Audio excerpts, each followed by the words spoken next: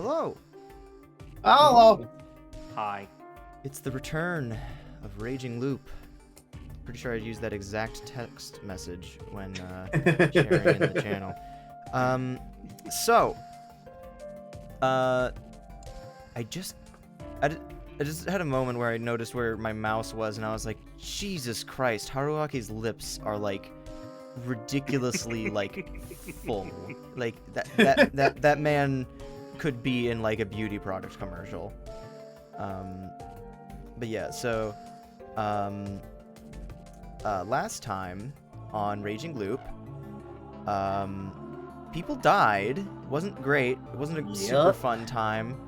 Body count is skyrocketing.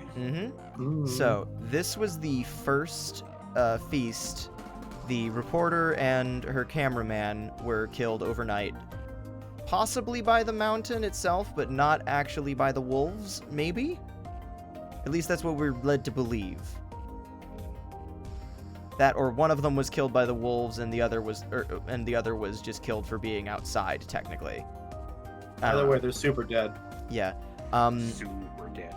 Yeah. As dead as it's possible to be. Yeah. Like, holy fuck. It was a bit much. Yeah. So then, the following day,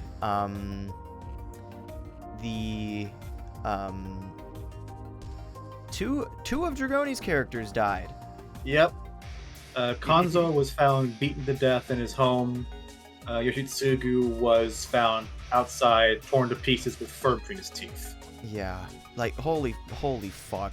The Kanzo's just like body discovery scene was like really fucking heavy. It was a lot. And then after the feast was done, two of my characters died, and the third went mad. Yeah. Yeah. So, the mother whose name is escaping me right now because I had Kaori already was kind of going a little bit nuts because Yoshitsugu was killed. And one of your characters was already mad, the old wolf man, which is why the council decided that he should get voted out. Crucially,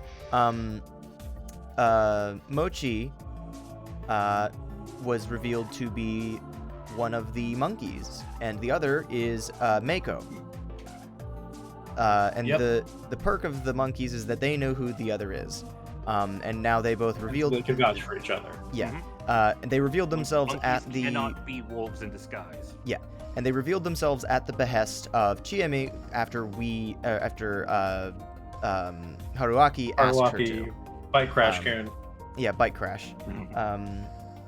I really hope that we get to his main nickname sometime soon. I think maybe this stream if we're lucky. Hyping that up. Yeah, but after the old man was voted out, both he and Mochi were found stabbed to death. With very little opening to who could have done it. Yeah. Either it was someone outside the village, or it couldn't have been Haruaki because he was locked in his room and had to jump out the window when he heard something was going wrong. And I don't think he would be able to get back inside very easily. It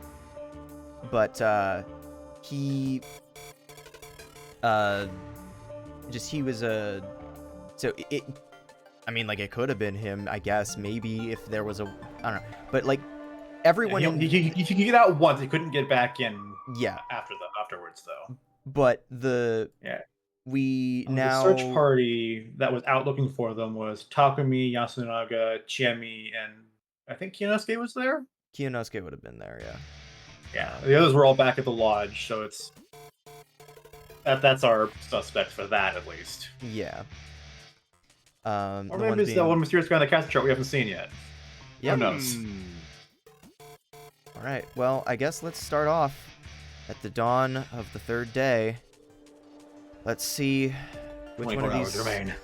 Let's see which one of these smiling faces we're never going to see again. Yeah. So, what were my op?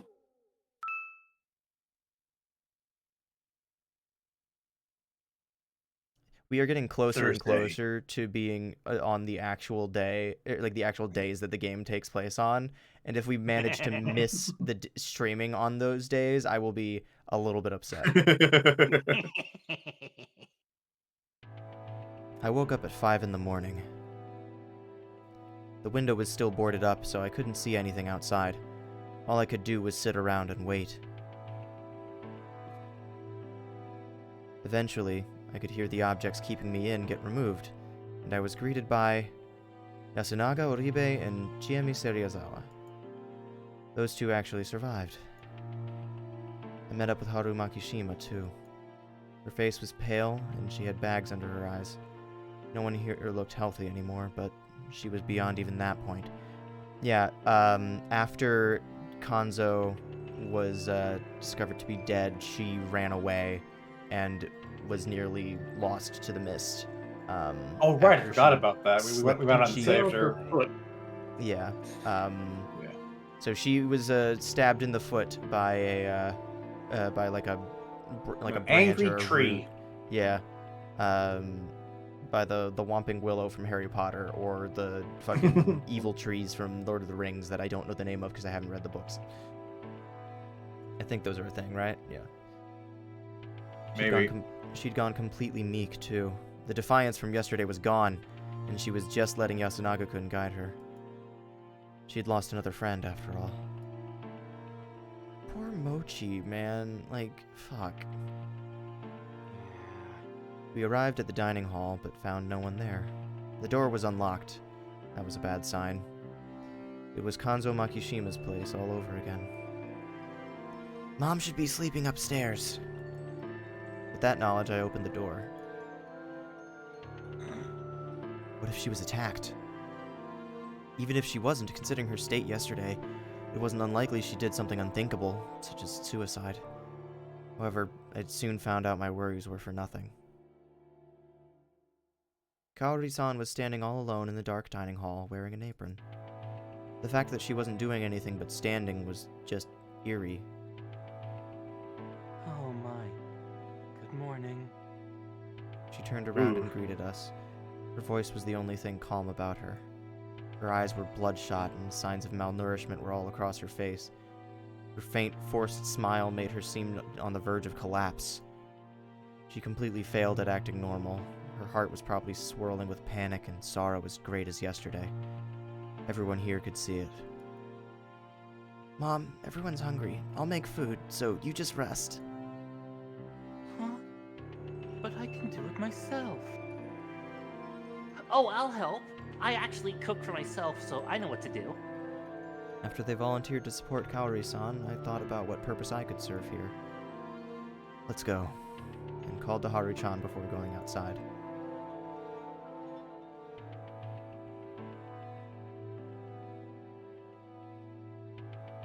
She came with me, but wasn't saying a word.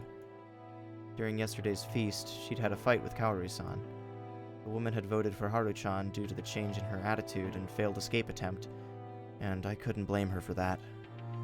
Considering her personality, I imagined that the exchange had been extremely intense. That was why getting her out of the dining hall was a good move. Problem was, we didn't really have anything to talk about. This was made worse by the hostility she'd shown me until recently. According to Mochi, that was a product of her affection toward Yasunaga-kun and all the drama surrounding him. Normally, I'd playfully give her a hard time about that kind of thing, but it seemed in poor taste considering the situation.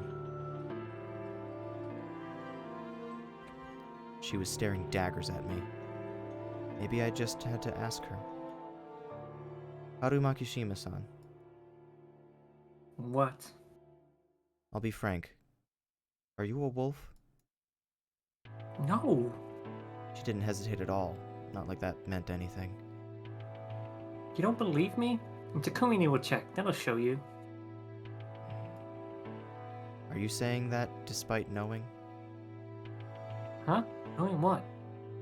If he were alive, he'd be the one looking after Kaori-san in the dining hall? Yesterday, he went there first thing in the morning. With Kaori-san in her current state, that was all the more reason for him to be there.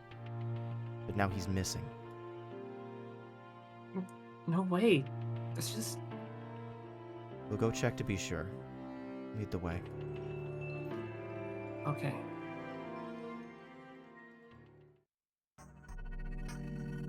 Hey, Ba. You awake?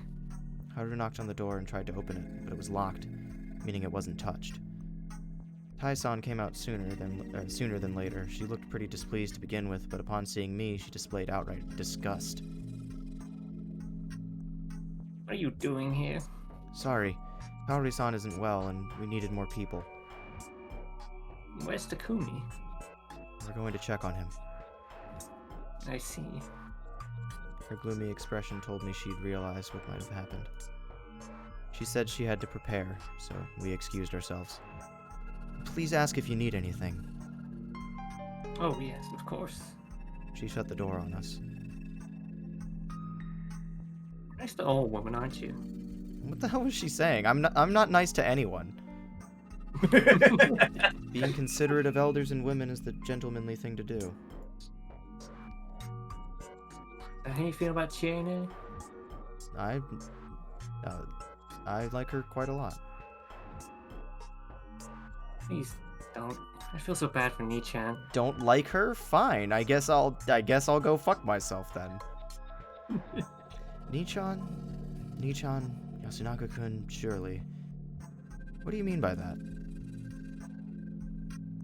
Yoshikun and Mochi are gone. Kari-san and Chiene are all he has left.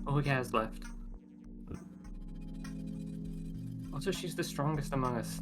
She's always protected us from the people of Kamifuji Yoshi and adults. I can't. I think this is the first time in this entire game that actual phrase has come up, and I'm showing restraint. Don't take her away from us. So that's how it was. I wasn't sure how she actually felt about Chiemi, but there was definitely more trust and reliance than I'd expected. Yasunaga-kun spoke like he'd given up on Chiemi, but deep down he was actually glad she had returned. Haru-chan was aware of that, and she actually liked Chiemi. That was why she concluded that they should be together. However, it was clear she didn't feel like giving them her blessing. I understand how you feel. The end result depended on Chiemi, and since she hated Yasumizu, I felt like it wouldn't be something Haru-chan wanted. Then again, I really didn't know what was going on in Chiemi's head either, and I had no idea who'd survive, so making predictions was a waste of time. For now, everyone should focus on ending the feast. I don't think I can do much, but if there's something you don't want to tell, tell your own, I'm willing to listen. Okay, so if there's something there's something that she doesn't want to tell, like people she knows well from the village. Your own, the people in the village, the one she's close to. Weird phrasing. That's not a common phrasing, but yeah, makes sense when you think about it. Huh? What do you mean? Nothing much. It just feels like you have a lot to worry about. And personally, I still think that escaping outside is a good idea. It's not possible. Didn't you try it yourself? But I failed, didn't I? Made me realize we can't escape. Isn't that because you just happened to hurt your foot? It didn't just happen. Do you believe in God too?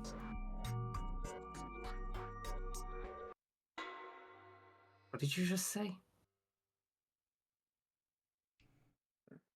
God doesn't exist. If I doubted that, I just couldn't cope with anything. Cutting right to the point sudden with your turn to question. the religious. Yeah. There was a weird aura around her for a sec, but then she walked away, leaving me no choice but to follow her. Mako! Bah. We arrived at the houses. The mysterious girl was on the verge of crying. This entire game really does come down to, like, it just comes down to that one meme about, like, I would kill everyone in the village and then myself. If anything happens to Mako, everything. I mean, it seems to be happening pretty fine on its own. Yeah, everything seems to be, falling apart. Good morning. What's wrong?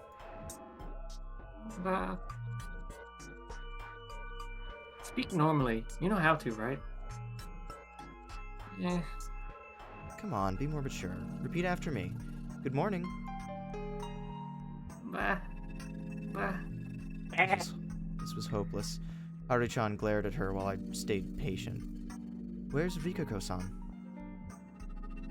One-chan? Yeah, no, where is she? She hasn't come out. Her house is right there, right here.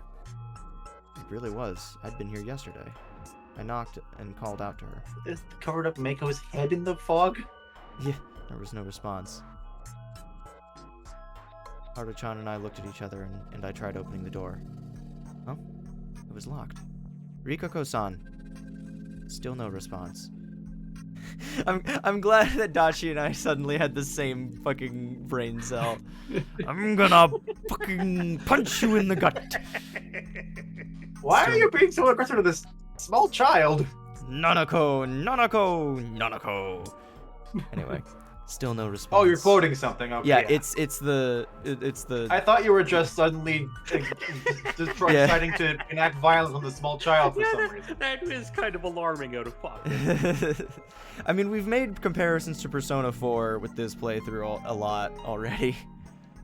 Still no response. I hesitantly put my ear against the door. I heard some sort of rustling sound. She's probably getting dressed. Then he really did. We don't know for sure. It could still be Kyunosuke-shi. What about me? Well, I did expect him to live. I didn't. Yeah. Is Rikako-san well? She's all you care about, isn't she? And yes, she does seem alright. She's not out yet, though. I wonder what's up. I had a bad feeling about something. Couldn't say it was nothing. Does this mean the one to die was Lady Yamawaki? Taheba was alive. What? Why was he so positive? Haru-chan, take Meiko to the dining hall. Kyunosuke-san, help me out. He tried to say something, but decided against it. He must have realized what had happened to the one who'd usually be given these annoying jobs. As expected, the door to his house was unlocked. And the reek of flesh... Excuse me. I mean, I guess that's also there. And the reek of fresh blood was so strong you could smell it outside. I thought that was enough to help me prepare. But once I saw the source, I couldn't keep down what few contents my stomach had left. The two from the first day, Kanzo Makishima and Yoshitsugu Oribe, they'd lost all semblance of form to the point their corpses felt unrealistic. On the other hand, Shikamochi Kamoshida and the old wolf guy's corpses were far too clean. Their faces were still intact after all. However, Takumi Muro-san's corpse was an even balance between ruined and intact. It was spread out on the floor, surrounded by splashes and splotches of blood as well as some bloody footprints. Scattered brain, gray matter, bone fragments, eyes. Ugh. About 60% of his face was gone. This time the method was clear. There was a rifle lying right next to his corpse. Rifle? The weapon was actually on the scene for once, and it was a gun. What did it mean? I wanted to think about that, but I was too shaken by the clear agony Takumi-san's death had brought him. You could see his suffering on the still present half of his face. His hands were on his head too, as if to cover his face, or reach for the clearly fatal wound. He died while holding on to his shattered brain. Fuck. Yeah, oh, God. Though fatal, the first attack hadn't killed him instantly. He could still move after it, which was a testament to his strength and willpower. His life had ended as he suffered overwhelming despair. It was written all too clearly on his death visage. My emotions bubbled and overwhelmed my thoughts, and I vomited once again. Are you okay? Kyunosuke asked, clearly avoiding looking at it himself. Bring me someone who can use guns, please.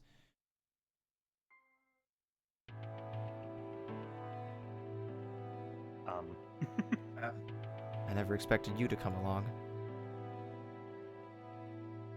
Her That expression was too narration. stern and serious for me to even say that. Takumi-chan. Shit! She cursed and looked at the gun. This is Kanzo Ji-chan's rifle. She grasped its long body and picked it up.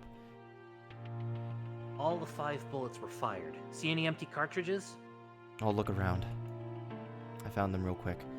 They were covered in blood and flesh, but yeah, I found the metallic cylinders. 5 of them. They were 2 meters away from the corpse, very close to one another. Either the culprit fired from there or gathered them afterwards. Look at the handle. Chiemi extended the rifle to me. I did as told. Compared to the rest of the gun, which had blood on every part, the handle was clean, like it'd been wiped. They removed the fingerprints? Probably. Chiemi then held it like she was about to shoot and aimed at Takumi-san's body. It was fired from here. How can you tell? The way the blood scattered. See how it's concentrated around there? It's proof the culprit fired from a low angle. Also, normal rifles can't make such a huge mess unless they're fired from real close. But make it point blank, and the stuff will get on and around the muzzle. Rifle will be even dirtier. And that was why it was natural to think it had been fired from where she was standing, near the cartridges. Can you actually aim and hit something with this? As long as you know how to aim and the target isn't moving, that's all you need. So this was done by someone who knows how to use guns. By the way, it's just a matter of looking at the bead through the sights. Guns are useful little toys that make murder so easy anyone can do it. What about loading? It doesn't seem like something a layman can do, is it? Good point. But even Taiba-chan has experience firing a gun. Finding the culprit in Yasumizu won't be easy. I think anyone could do that except Mako. Yeah, genuinely, like, outside of knowing that she's a monkey, I think if she tried to fire a gun, it would probably knock her across the room. Yeah. This was a settlement where the people went hunting. Basically everyone here must have touched rifles before. All we could really assume was that Mako-chan couldn't Yep. have done this. And it's not like every bullet hit the head. One grazed the ear, one hit the chest, one hit the shoulder. Oh, and look here, bullet hole. She pointed at a small part of the floor that was ruined. So, only one hit the head. Yeah, I think that one wasn't fatal though. It was probably the one in the chest that ended it. She looked at the body's pose and made the same conclusion as me. Why do you know so much about guns anyway? I have a hunting license. I know how to use guns, traps, and nets. I used to do lots of skeet shooting outside of Yasumizu. I'm pretty good with a gun. Well, damn. Didn't expect that. You said as much I in can the understand internal why. narration earlier. Did Yeah. you plan to return here and become a hunter? I just wanted to have a gun. That's it. She said that as if it was no big deal. Speaking of Persona 4. Her tone seemed kind of dangerous. Yes. So much so that she almost killed someone. I think it happened in middle school. I grabbed a bat and beat up some students who were bullying the Yasumizu kids. It was the impression you'd get from a girl capable of random acts of violence. I was probably jumping to conclusions, though. Can we clean it up now? If you're fine with it, Let's do it then. did you find out anything? I'm now 100% certain that these murders were committed by people. The culprit used a gun and wiped off the fingerprints, acts that demonstrated a very human level of cunning. If we were up against something supernatural, they'd just use their mysterious powers instead. If something mysterious can be explained using mundane means, then it was caused by mundane means. That was a general rule I lived by, proven through both knowledge and first-hand experience. I had under the impression that they were like literally turning into werewolves and going berserk at night, but I guess not. Yeah. The earlier murders do give off that impression. Yeah, and when we did, Yeah, see one. Yeah, that That's too. not very easily to do but with human hands. Mm-hmm. Yoshitsugu was torn apart. So I guess like Yeah.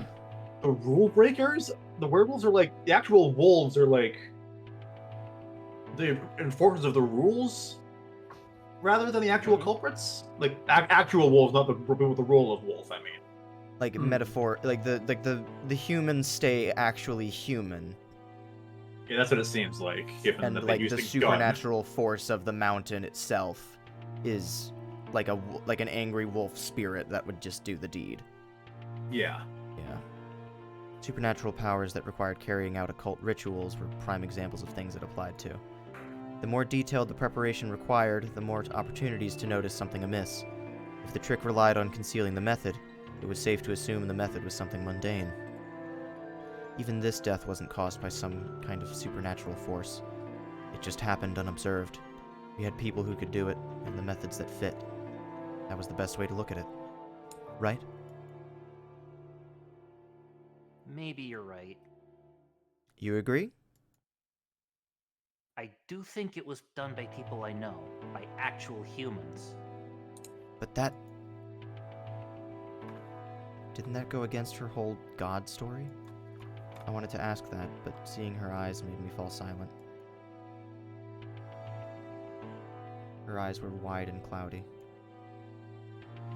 But Her lips let out clear words. no one... I looked away. I probably wanted to cover my ears, too. can escape God. I found her words so rational it began to frighten me. I asked Chiyomi to call Kiyonosuke to help carry the corpse, but she insisted on doing it herself. I caved, and we began the unpleasant task. Following Takumi-san's example, I removed the door and placed his body on it. Chiyomi and I each took an end out of the door and lifted it up. He was as heavy as he looked, and I wouldn't have been surprised if this was too much even for two men. However, Chiyomi lifted her side without letting out a single grunt of exertion. Felt like active rejection of the idea that she might need help.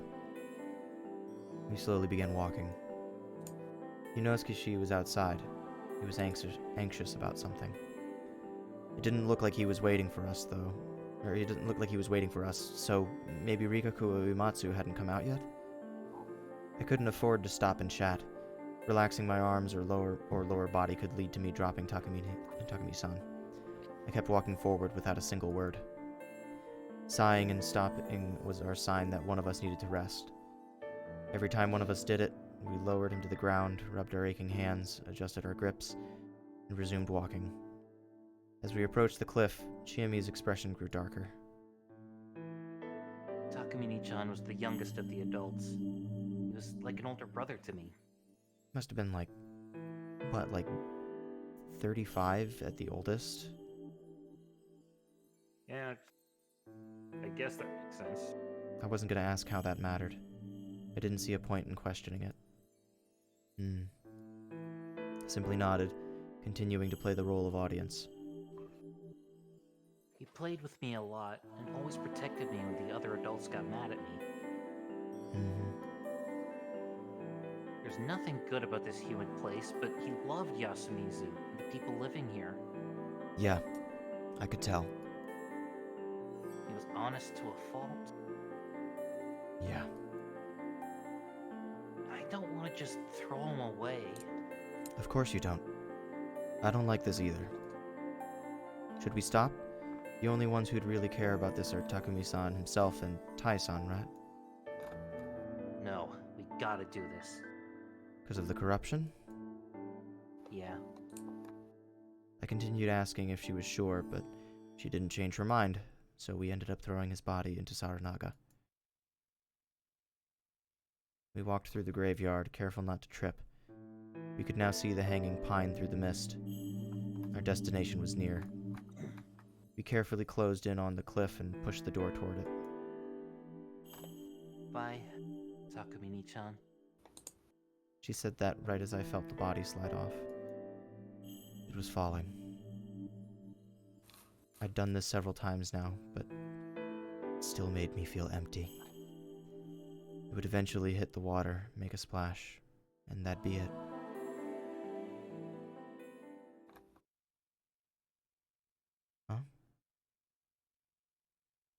Did you hear the water? Not sure. Did we both miss it somehow? Or maybe the bottom of Saranaga opened up into a yawning chasm leading to Yomi. You've got quite the imagination.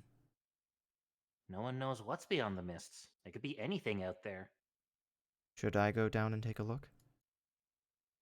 You won't return. That was how she saw the world. Let's go back. What the fuck could that mean? We returned to do another investigation of Takumi-san's house, but something strange had happened while we were gone. Kinosuke was still in the same spot, in front of Rikako Uematsu's house, waiting for her without even trying to hide his frustration.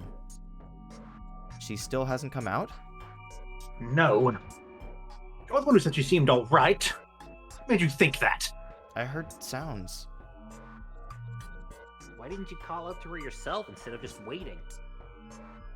As if I could do something so rude. Why is she the only one you're nice to? Nosato's above Yume. I'm gonna try that again. Nosato is above Uematsu, isn't it?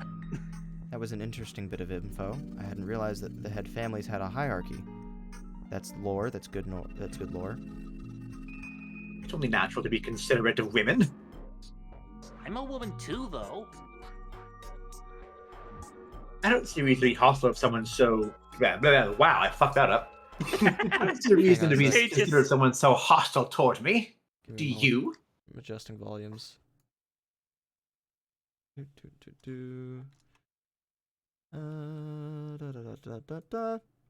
not that button. This button. There we go. Please stop. We just finished putting a body to rest.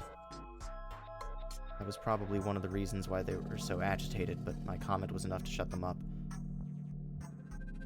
Yeah, Nosato has been confirmed to be a human, but I don't trust him necessarily. I think he's an interesting character, but like, He's a bit shit. He's a bit shit, yeah?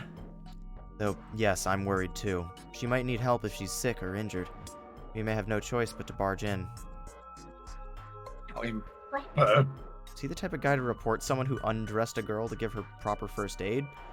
What was up with this guy's priorities? Uematsu-san! Rikako Uematsu-san! I bashed the door almost violently. I heard the sound of rustling clothes. Had she collapsed or something? Uematsu-san! I'm opening the door! No answer again. Only sounds. Was it really Rikako Uematsu in there? Let's break it down. Chiyomi nodded, while Kinosuke gave a disgruntled sigh. The door was made from thin plywood and a wooden frame. A solid impact would break through. I looked around and saw a few aged farming tools lying around some houses. The old wooden hoe and mallet were too rotten to work here. But the old axe looked just right. 1, 2... I lifted the axe and started counting, but had to stop midway. There was the sound of clattering. The door suddenly moved. Surprised, I jumped backwards and glanced at the other two. They were just as shocked, if not frightened. What's that? Can you just kick the door down? What do you mean? It's a sliding door. These are all like traditional, like, village houses. Uematsu-san! There was no response at first, but a few seconds later, the door shook again. A moment later, it fell silent once more. I mean, yeah, you could probably still kick it down, but... It'd be more kicking through. And normally when you kick a door down, what you're doing is breaking, like, the... Off the hinges, yeah, the but... latch or the hinges. For a slide door, you have to, like, smash through the wood itself, which is much easier to do than a foot. Had she collapsed on the door? If she wasn't well and was lying next to the door, breaking it open was dangerous. I put the axe down and walked up to the door again. The moment I approached it, I heard a clicking sound. I didn't even have time to question what had happened before it creaked open. There was a gap of about 20 centimeters. It was pitch black inside. And there was a face all covered in blood.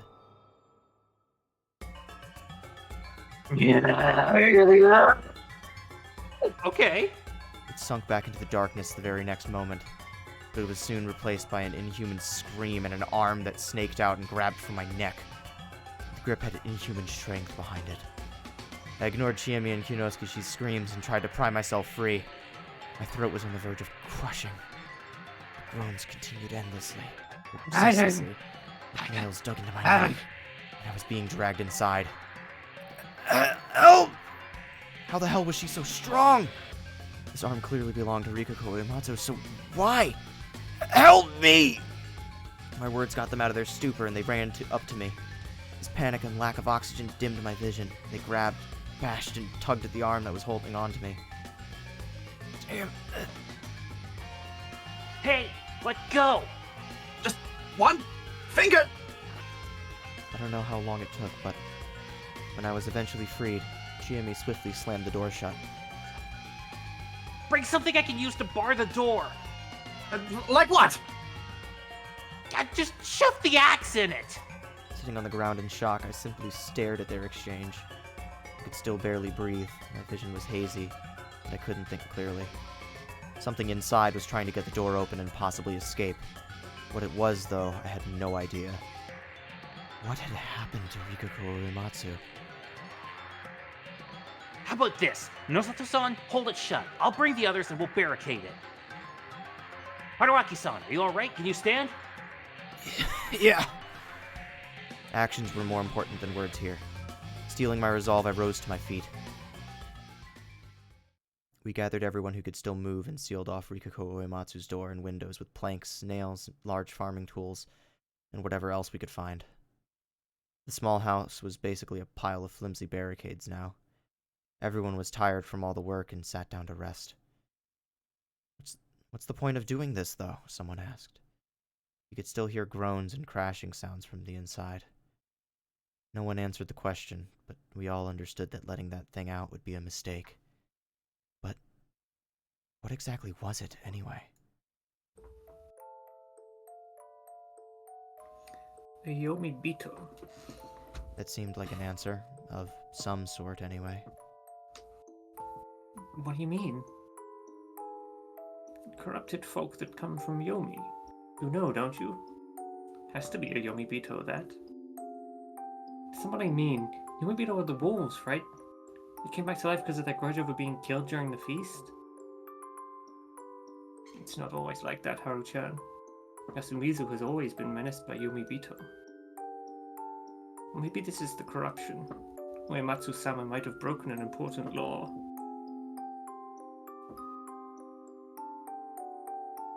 That can't be. Breaking the laws is the rule of the purifying spider family.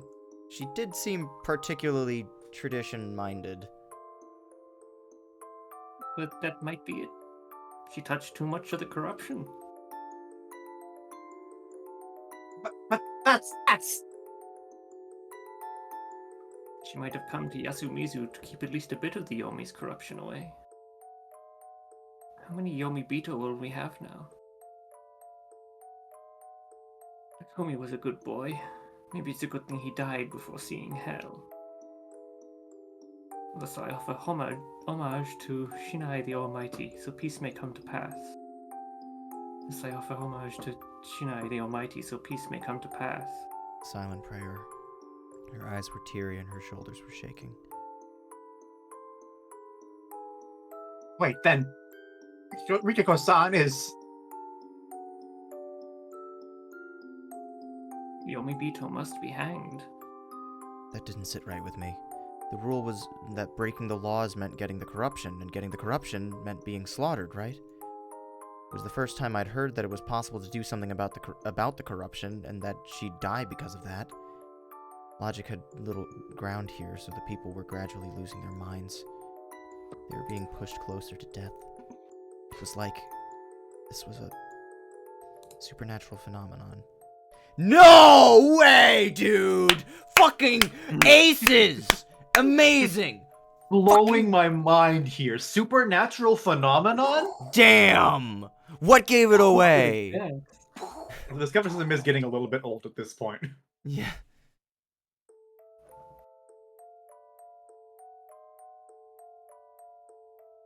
Is Anyone hungry? I've already calmed down, so we can do the rest after you have calmed down as well. This is an incredibly normal thing to be said. It was a very attractive suggestion. As we all turned away and returned to the dining hall, I felt like Rikako Uematsu let out a groan even more inhumanly loud than any of those before. Once we arrived, the place was dominated by a heavy silence, and some knife chopping sound effects that I'm pretty sure I heard in the witch's house. There were sounds coming from the kitchen. A kitchen knife rhythmically hit the cutting board as Kaori-san prepared the food. Tai-san was seated away from everyone, desperately, yet fluently chanting a sutra. Combined with the kitchen sounds, it had a mind-numbing effect. Everyone else was simply falling into a torpor. Torpor? Torpor. What? Torpor. Like, torpor? Sleepiness, tiredness. Like a... lethargy. Okay. That adds up. That makes sense. I like that word. Adding that to my list of words learned today. If I had a highlighter, I would be highlighting it there. I think I mentioned that when I was reading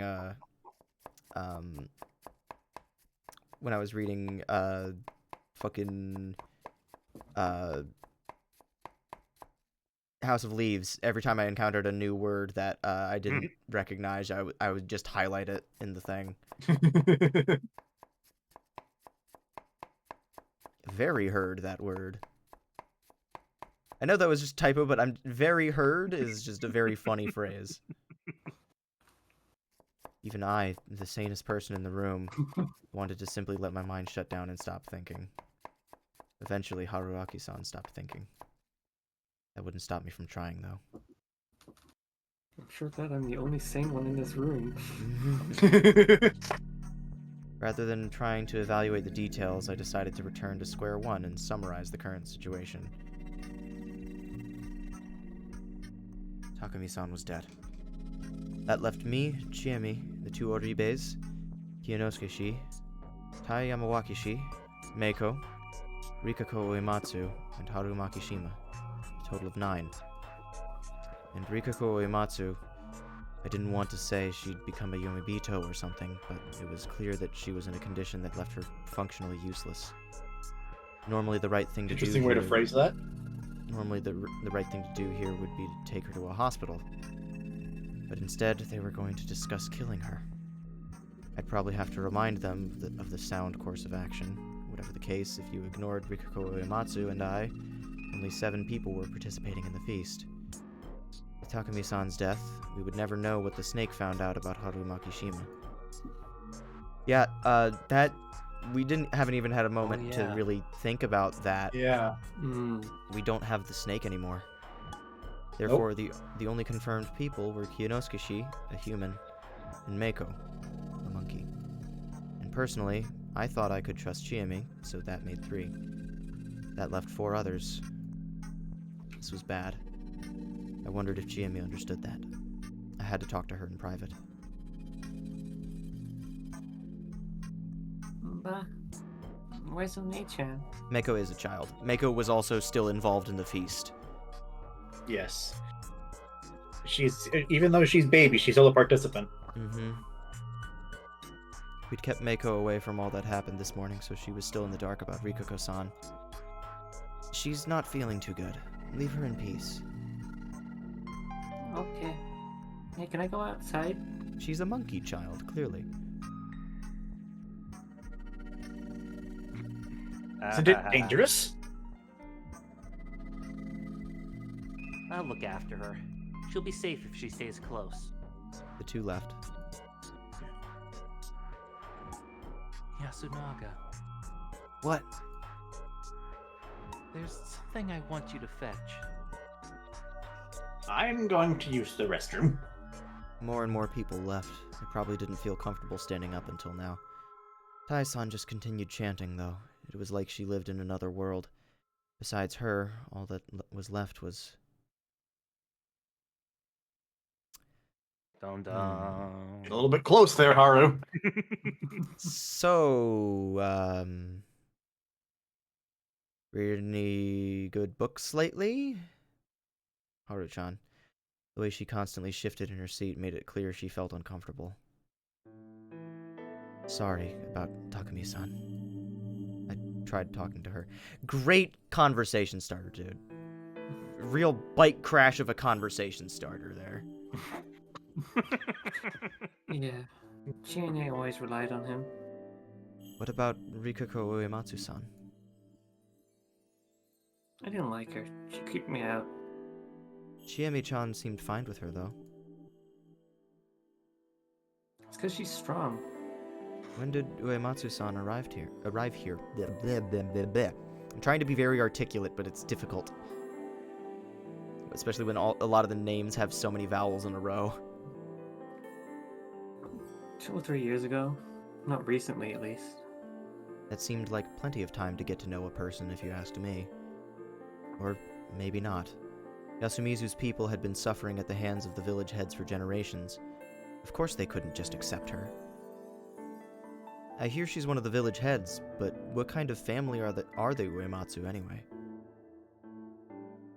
What do you even want to know? How many times do we have to tell you that you're an outsider and you should just stay out of all this? Oh, sorry, that was insensitive of me. Let's talk about something else then, alright? Fine. I looked around.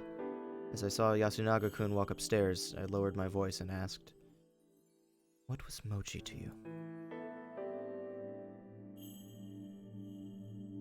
Why are you asking? To make up for his lack of funeral. Huh? In funerals, you talk about the people who passed away, right? I remember hearing that gives their souls peace.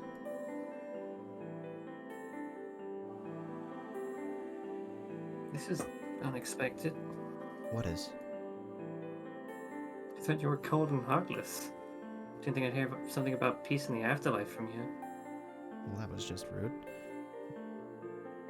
Mochi was an Osato, but he never acted like he was better than anyone. So He was weird and as much a troublemaker as Chiene, but he never hurt anyone. Was he like,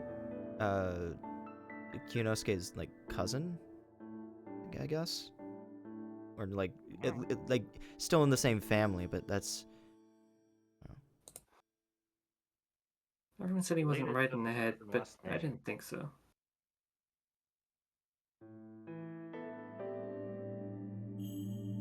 I think it would have been really popular if he appeared on TV. He was 1 year older than me, but he treated me like someone his own age. I always had tons of fun with him. He got along really well with Nichan too. He did? Yeah, and they were always together and they're like a pair of heroes in school. Got along so well that I sometimes felt lonely with them. Her visage dimmed. It felt like she was easier to understand than most. If Mochi had really liked her, it must have been tough love. She hadn't even looked at him in that regard, and being with Yasunaga-kun even made him a target of her jealousy. But he's gone now. Yasunaga-kun must feel terrible. Yeah. Why not help him out? Yasunaga-kun was going up the stairs again. I gestured at him with my chin. Huh? He's doing something for his mom, and Chiemi-chan's outside. I don't think you can replace Mochi, and Chiemi-chan's probably the best person for the job. But even if they are the ones who will make the final decision, there's no reason to hold yourself back in the meantime, right? You want to help him, don't you? Yeah. You too? Well, Chiemi gave me way more than just a meal and a place to stay. I won't say I don't have any ulterior motives, but more than that, I just want to support her. She seems to be suffering at the hands of things I can't even comprehend. It took me like 3 whole fucking streams to catch on to the fact that there's definitely supernatural shit going on. I am definitely not comprehending everything at the same level that they are. Everyone in the village, except for like maybe Nosto, is like completely convinced immediately that it's supernatural. Me, I'm just like fucking Denial City over here. And we're talking about Bike Crash Tuna here, who is in a time loop, has literally seen a werewolf. Yeah, literally the fact that he's seen a wolf. I don't know, maybe. Unusual here. Yeah, nothing unusual here. Yeah, I think I misunderstood you. I can't blame you. Are you going? Yeah. I still need to apologize for yesterday. Then I'll go outside too. We stood up at the same time. Though Haru-chan was always on edge, deep inside, she was a really honest girl. I worried that she'd fall victim to some scumbag like me down the road. At least you're aware of it, dude. Fuck. Oh. What? Maybe you should really run a... Never mind. I forget I said anything. What? She cut herself short and hurried upstairs. Apparently, I'd gained some of her trust, but it didn't look like I could get anything more useful than that bit of advice. She was convinced until just a minute ago that running away was not an option. Like, unlike the other inhabitants, Maybe she just...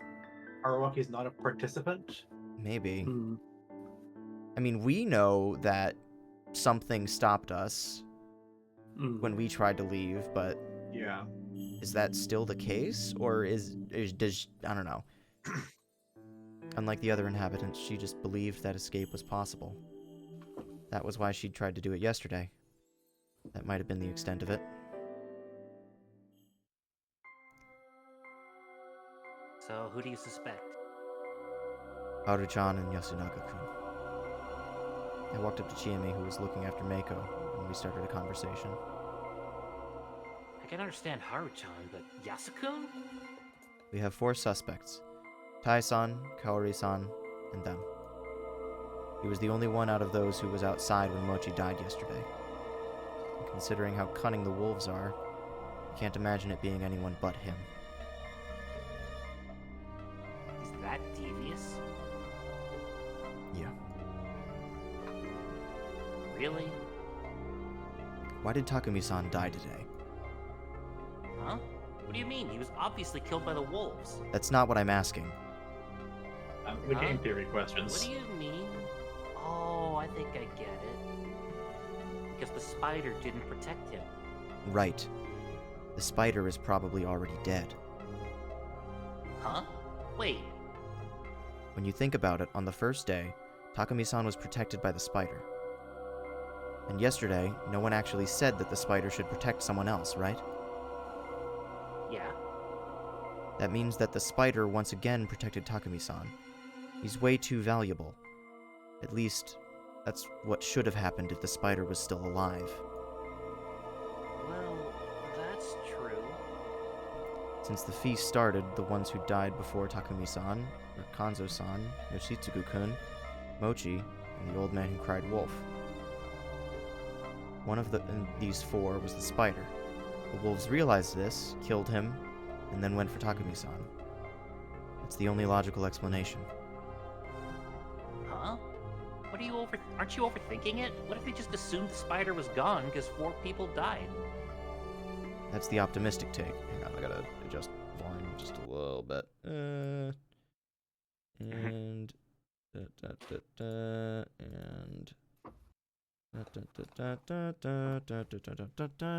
I hate not being able to be clicked into the game at the same time. That's the optimistic take. But if we're actually dealing with someone clever, underestimating them would be a fatal mistake. But how'd they find out who the spider is? You're too loud. Abby. It's nothing, Meiko-chan.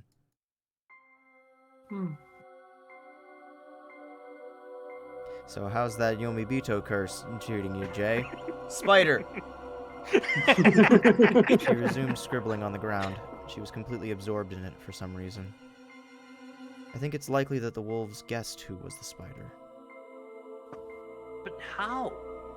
You told me that on the first day, Kanzo-san let Yasunaga-kun talk for most of the feast, and only made the final decision, right? He looked like a more proactive type to me. I doubt he'd agree to not hang anyone on the first day. Well, that's true, but what about it? If he'd spoken up and taken the initiative, he could have easily controlled the situation, and most of his decisions would have been good calls. That was why he was such a good target for the wolves. That's what we thought, right? That's true, but we also thought the same about Yasukun. On the other hand, if you're a wolf, you have no chance of becoming a target for the wolves. It's more dangerous for them to not say anything important and look suspicious. Giving away harmless info, for one, is way better. That's the clever thing to do, don't you think?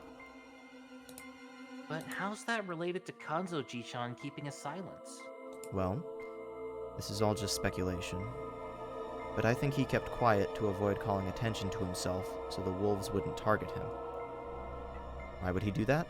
Because he felt that his survival was intrinsically linked to that of the others. Because he had a guardian? Yeah. And it was probably the spider. Why are you so That all makes confident? sense.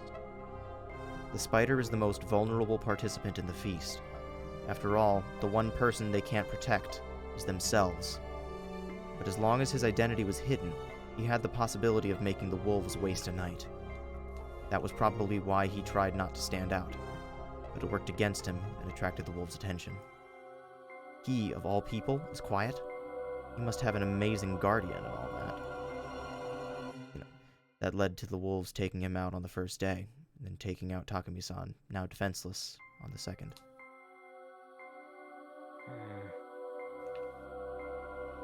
I know that's just speculation, but I kind of feel like you're right. Even if that was planned by the enemies, it's best to assume that the anomalies, too, have all been shortcuts for the wolves. What do you mean? Too many people died outside the rules. Yoshitsugu-kun, Mochi, the old wolf guy, and Rikako Uematsu. She's effectively dead now. To the wolves, unplanned deaths are a good thing. The less feasts they have to survive, the lower the chances they'll be hanged. Then, what if they planned for those people to die? I see your point, but how could they pull it off? They could tell Yoshitsugu-kun to walk around outside at night, basically sending him to the corruption. I don't know the motive behind Mochi and the wolf guy's deaths, but it all makes sense if they were killed by Rikako Uematsu. What? Tai-san talked about the Uematsu's role and thought she fell to the corruption because of it, but there's a more reasonable explanation. If she killed the two, she'd have broken the feast's rule of one person per day and become a target of the corruption. Put aside the idea that there were apparently two types of corruption, slaughter and madness. But how? Did you see the clothes she wears? She would have the time to change. And there's no way she would have won against two men, right? And how about this? Mochi or the wolf guy killed the other, and the one who survived was killed by her. I don't think we need to speculate about which of the two killed the other. I don't trust the guy that just shouts about wolves all the time. Yeah, I mean, like, he was going to get killed anyway. So yeah, like, what reason would Mochi have to kill him? Yeah, like, just have him, like, if he fought back, you know, then she became the target of the corruption for drawing the blood of a second person in one day. I don't know about the clothes, but it could be solved by a large apron or something. We can't say it's impossible until we verify it.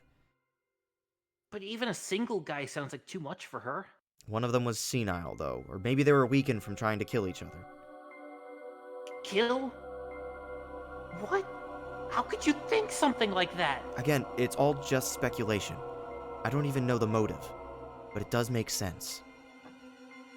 But how is that related to the wolves' conspiracy?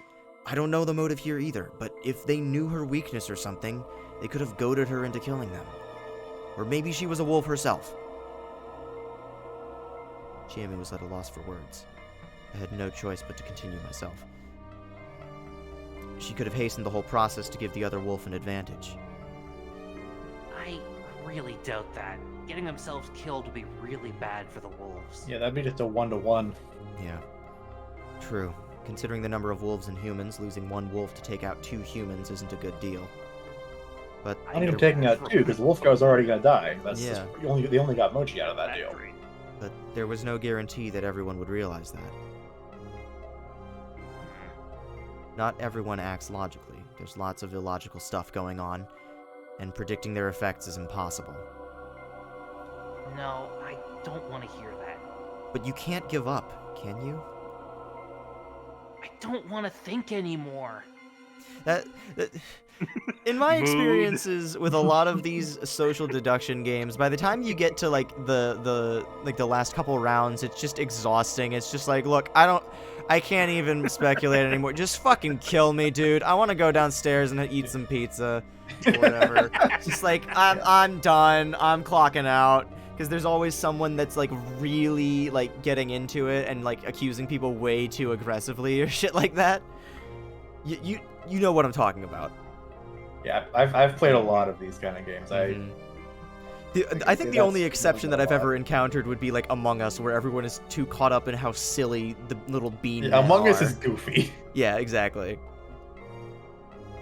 Sorry, I said too much. I like to imagine that there was just a beat about that exact length of my tangent there, and then he was just like, sorry, fuck. Don't worry, I'm the one who should be sorry. But yeah, this is a bit hard for me. I really don't think you people need to keep playing along with this. I'll help you escape if you want. We can't. I just know that if you're born here, you're fated to die here. That's just a baseless illusion. Someone who can't see God would never understand. Dachi, I'm gonna be real. There are way better, worse games you could make me play with $100. That game's just kind of mediocre. Yeah. Yeah, I won't. How troubling. It really was troubling. I do have a list of a couple games in the description about that. Just to like the initial one was like Battle Kid, but even then I'm thinking about redacting it from that just because of how unreasonable it is. But just it was really troubling. If this was some tabletop fun for the whole family game, I'd have already punched the GM and left. Yeah, see, this is exactly what I'm talking about. It's like we're getting way too into this. But lives were actually on the line here. Not just my own, but also that of someone I kind of liked. And a bunch of other people. We'd made it this far, yet she was uncooperative. Maybe I was going about this wrong. Maybe if I wanted to save her life, I had to start by saving her from the darkness within. Or maybe from the unidentified supernatural phenomenon that was binding her. Though, that didn't seem like something that could be done in just 3 or 4 days. Still, If only we were in some sort of time loop or something. Still, I'd struggle until the very end. I couldn't participate in the feast myself, so I had no choice but to leave it to Chiemi. I didn't say anything more to her. I just chose to believe she'd overcome her inner conflict soon. Meanwhile, Mako's drawing had grown so large it felt like she would get lost in the mist. Hey! I left Chiemi and went to Mako. Bah. She waved at me. Good thing she was kind of used to me now. She is, like... She was designed exactly to be as cute as she needed to be, but god damn it, she is adorable. What are you drawing? Those are guardians. Guardians? Just start hearing the encroaching piano music. Dun, dun, dun, dun, dun, dun, dun, dun, dun. Guardians? One drawing showed a warped circle with a line just as strange going through it, but I could see what it was. It looked much like the Higuchi family crest I saw in the dining hall. She's not a very good artist. It's the scene from the Persona 4 anime when Ryusei folds a paper crane and then Yu is just like, "Wow, you suck. Or like, that sucks. There were 4 of them, apparently. The others were hard to differentiate. Oh, that whirling drawing was the same as the one on the stone, the symbol of the Yomotsu Uokami. Also, yeah, she has had a bit of a sheep thing going on. I mean, there's just been a mysterious sheep that we also know about, so it's... Eyebrows have been raised. I see. Shinai-sama's guardians. Did Oni-chan teach them to you? Yeah. What about these? They're not guardians, are they? They're cattle. I certainly wasn't expecting to hear such a vivid word from a girl about 4 years old. Animals, huh? Yeah, this is a cow. She says, as if making sure that I know what the word cattle is. Mm-hmm. This is a donkey. Oh. This is a pig. Oh. The ground wasn't the best canvas, and the little girl wasn't the best artist. All I could really tell was that they all had 4 legs. And this is? Me. It had 4 legs, though. But, well, whatever. And this? It's bigger than the others. A wolf. A light chill went down my spine. Oh, why a wolf? Because the wolf is coming. Huh, the wolf is coming? Oh, God, no! Because the wolf is coming, I have to run far, far away. Hold on, Mako-chan, you know the wolf? I haven't met him, but I know he's scary. Hello from VR, Len. Is this the same wolf as we have here? But?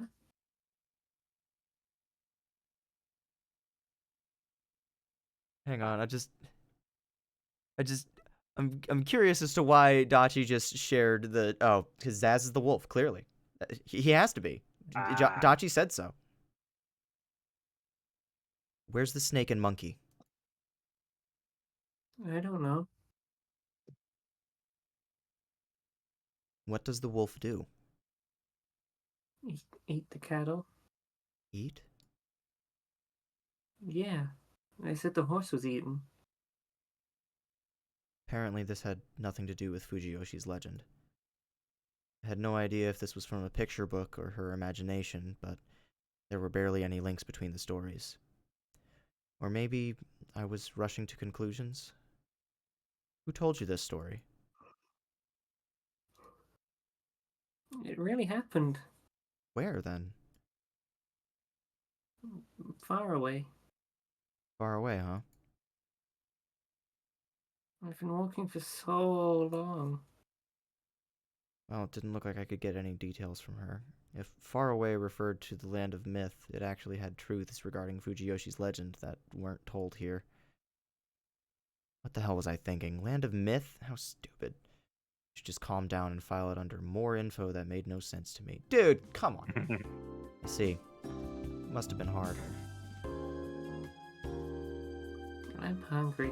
God, her big brown eyes are so cute. Same here. Let's go back. Okay. As we turned around, I saw Chiyomi stand up in the mist again and hesitantly beckon us. Looks like the food's ready. Kionosuke was standing at the entrance to the dining hall, wearing a gloomy expression. He was never particularly vigorous, but now his visage was haggard and he wasn't nearly as arrogant as before. I couldn't blame him. The only person he was friendly, flirtatious to, Rikako Uematsu, was in an awful state.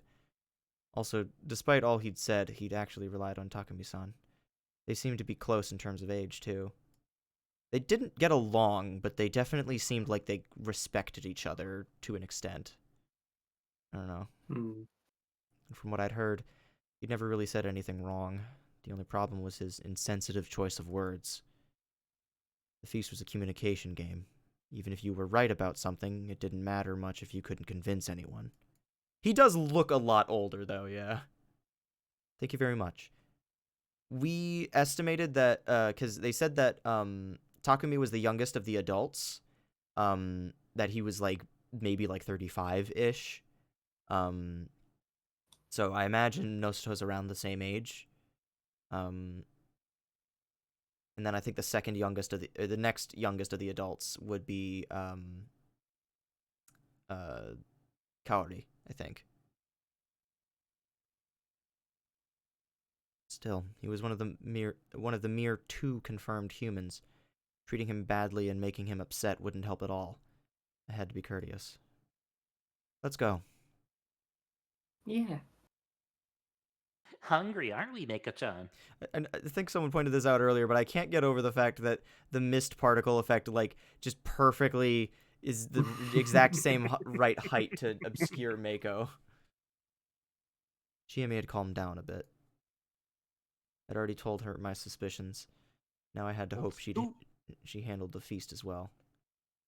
All that was left now was to get some nutrients to support my hard-working brain. Right? I can't tell if Haruaki is thinking all the time or never thinking. Seems like a rigorous balance of the two. He's thinking a lot, but he's like very logical, very like analytical, and not very good at people. Yeah. It probably explains why his girlfriend dumped him. Yeah. And why the interaction at the beginning of the game with the fucking clerk at the gas station went like it did. She ladled what sorry I couldn't prepare anything better. She ladled what appeared to be rice gruel from the large pot. It was a thick white soup with vegetables, rice, and something brown inside. Game meat. Is it fermented? Yes. The fresh meat was spoiled. Jamie-chan, I whispered to her. What do we do? What do you want to do? We were talking about the thing where I had to avoid the local food. You know what? I'll stick to my diet until the end this time. Okay, thanks. What did I mean by this time? Did I think I had another life or something? It was fine. It wasn't like I was cool with dying just on the off chance I got a second shot. Dying wasn't an acceptable option. I wasn't about to compromise on that. There's no point in walking around, so I'll just wait here. Alright. You're not going to eat? I have a bunch of allergies.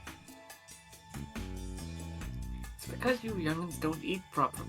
You won't become strong if you don't have a balanced diet. Hey, I was lying, but telling actual allergy sufferers that they should just eat and they'd be cured was actual murder. Well, there were some efforts to cure allergies by carefully injecting new allergens by a vaccine, but that was a subject for the doctor. Anyway, going back to the dorm by myself was dangerous, since they'd suspect me, so I just waited in the corner of the room, still hungry. Where are Yasunaga-kun and Haru-chan? Still upstairs? Don't mind them. Your food will get cold. More. I'll go call them.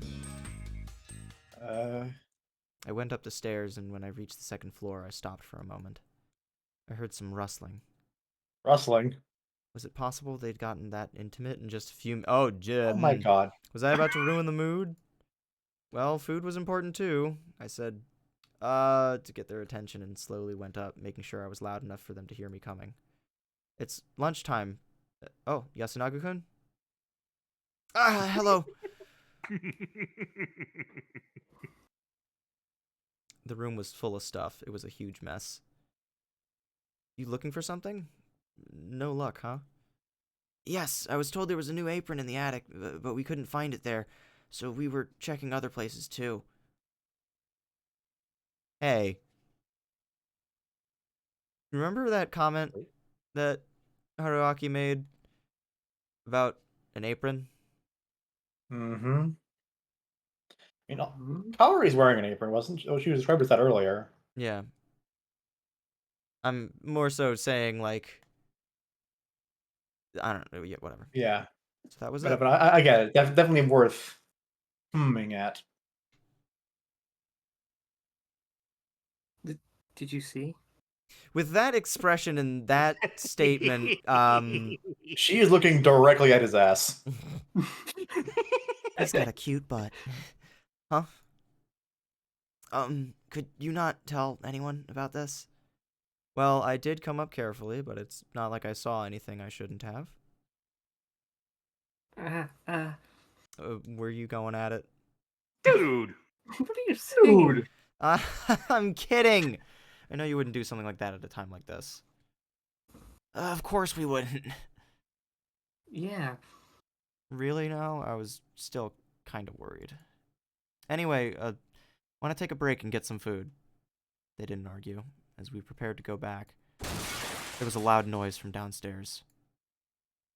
What? Yasunaga-kun and I looked at each other, then ran out of the room without saying a word. We were met with a strange scene. I instantly realized what had happened and who was responsible. Kinosuke was wearing a furious expression, his shoulders shaking. There was a shattered pile of rice gruel at his feet. The contents were still steaming. He was facing Kaori Oribe-san, who was standing completely still. Did he throw his food to the floor? Was it that bad? No way. This was clearly something way bigger than that. What's gotten into you? Chiyomi and the others didn't seem to understand either. They shifted uneasily. And What? Wolfsbane, the plant. There's aconite in the food. What? Mako-chan, did you eat any? Not yet. What about the rest of you? Hold on, I'm so lost. Is that true? Look at these leaves. They shine. It isn't white, and the tip is pointy. They smell different too. This isn't mugwort or windflower. You're right. It's wolfsbane. You used wild plants, Mom? Yes. That was close. What a mistake. Someone almost got poisoned. She wants to kill us. Huh? Wait, it was just a mistake. That's it. Don't be so cruel. Kaori-chan stopped talking when she realized the suspect was acting strange. Kaori-san was staring right at Kinosuke, not moving an inch. And smiling. She was completely glaring him down. Yes. Those two loose hairs are doing a lot of work on this, right? Yeah. The response was so delayed, we had no idea what it was for. When Kinosuke backed away a bit, his expression shifted from rage to fear. Mom?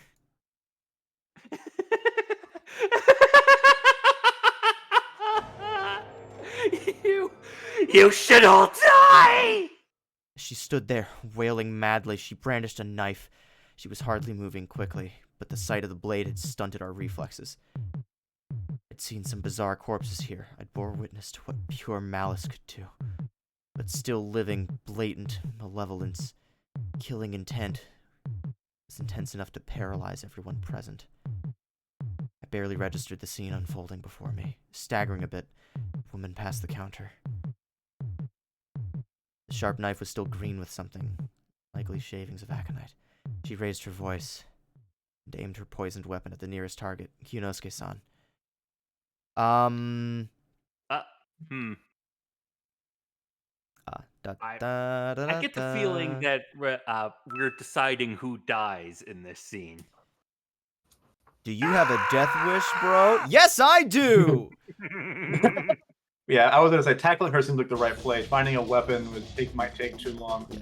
I don't know why I moved when I did. I was a man of words, not of impulse. In times of crises, I was the type to turn tail and run after making some sort of parting threat. I shouldn't have been on good enough terms with either Kinosuke or Kaori-san to risk my life for them. Yet when I came to my senses, my body was dancing, charging straight for Kaori-san with my right shoulder. After a brief struggle, we collapsed. I heard her let out a strained cackle in my ears. I had to change my posture. As I pinned her knife hand down, But in the end, it turned out I really wasn't cut out for the job. These roundabout thoughts were just delaying the inevitable. When the madly laughing woman embraced me, my thoughts ground to a complete halt. She'd stabbed me right in the back. Simple as that. To her, I was just another obstacle that had to be removed. I didn't know if the wound itself was fatal, but I could tell that the blade had sunk in incredibly deep, and that it was coated in leaf green poison. It must have been a near instant death. My mind quickly grew hazy, yet my final moments were those of self-reflection. Reckless actions really aren't my forte after all. Womp womp. Wah, wah, wah, wah. Bad ending number 5. Oops. Watch hit corner? Whoopsie-doopsie. Let's say hi to our sheep friend. Hey,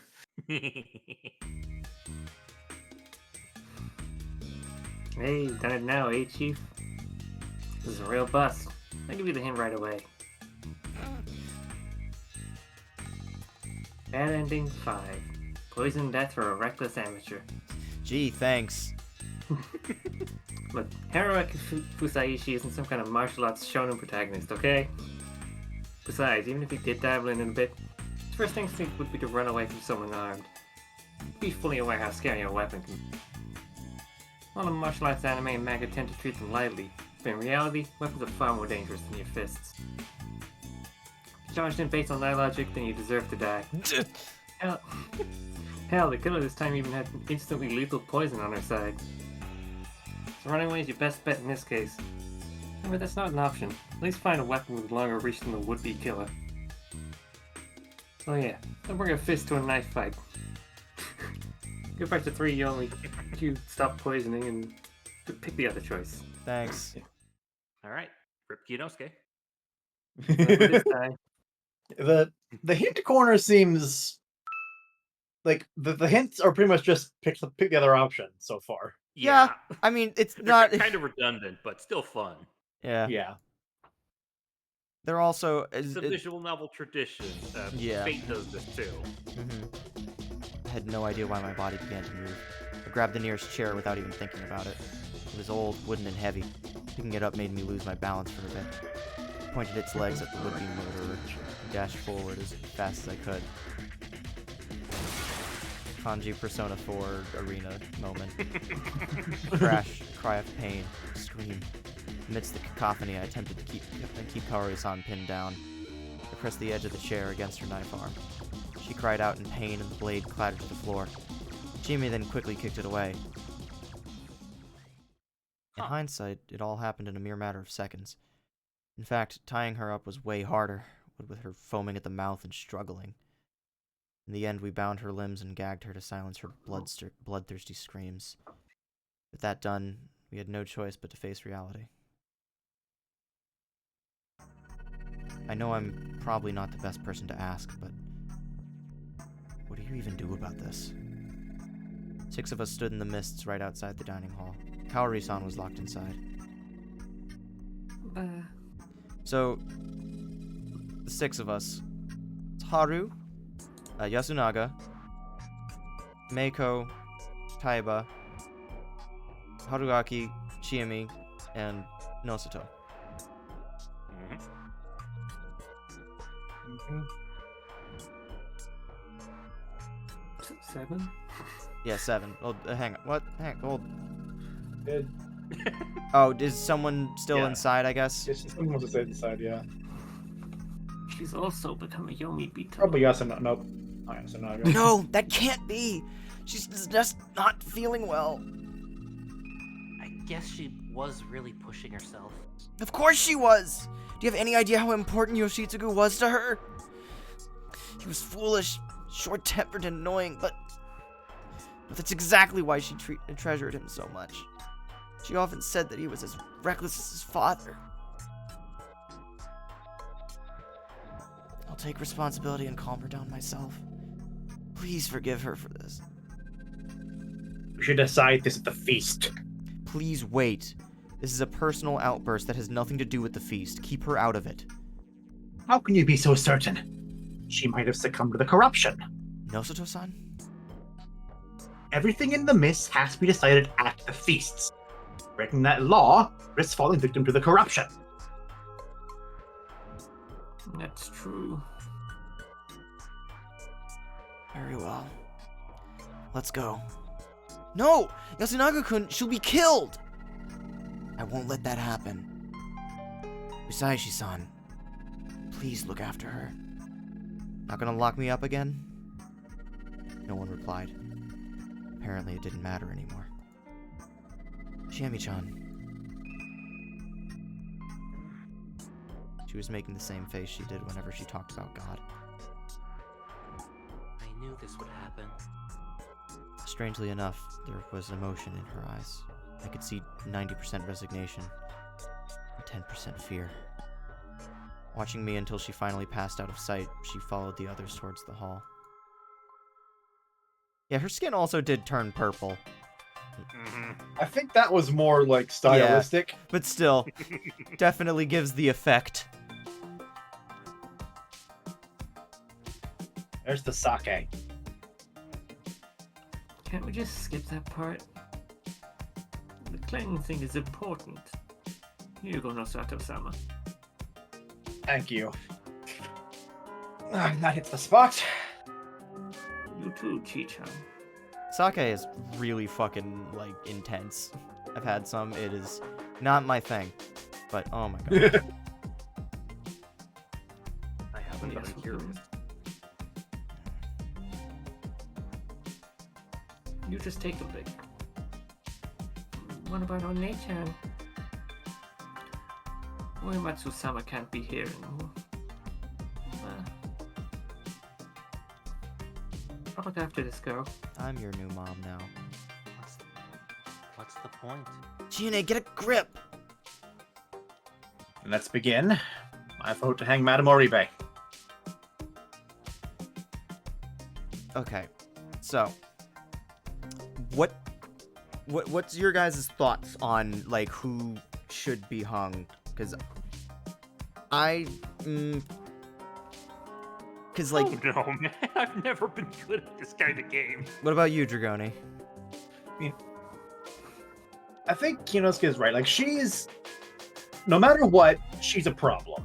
Yeah, She's she's trying to kill people, even if and she's maybe she's not a wolf, she's a threat. yeah, and so even if she's not a wolf, by killing someone, that also invites problems based on like the whole idea that the feasts have to be the only way to execute people. Yeah. So that could either lead to her getting killed or corrupted like Rikako, or lead to just a wolf manifesting in front of us and killing everyone. We don't know the extent of it. We are in a pretty rough spot, though, just like game-wise. We have 6 rational participants left. Yeah. Kiko and Kaori are not really good. If the wolves win if they match the number of participants. Like if there's... Well, I guess actually you don't necessarily... The voting isn't enforced mechanically. So like even if there's like 2 and 2, someone could just like... They could like overpower the wolves and win that way still. But if the wolves outnumber, they win. Yeah, we have... Of these 6, 2 can die before... We only have 1 safe death left, effectively. So if you don't get a wolf today, you need to get one tomorrow. Yeah, so it's not worth risking one of the people that's like they're probably not a wolf, still trying to kill us, but probably not a wolf. Yeah, and we know that Kinosuke and Meiko are safe. We have 4 suspects at this point, effectively. If we assume that Kaori and Rikako are not wolves, but just problems. Not wolves, but not all there either. Yeah. Who do you think it is? Rikiko's barricaded in, Kaori's tied up.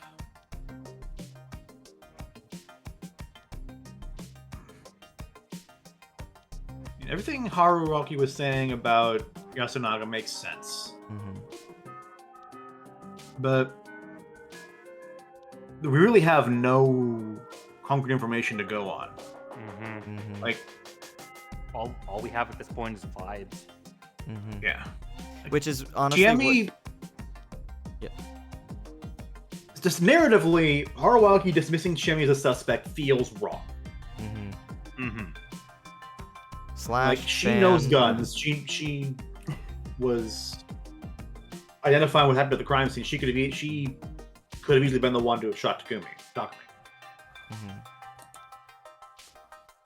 And She also, yeah, but What if we kill her? I won't have anyone sane left. yeah.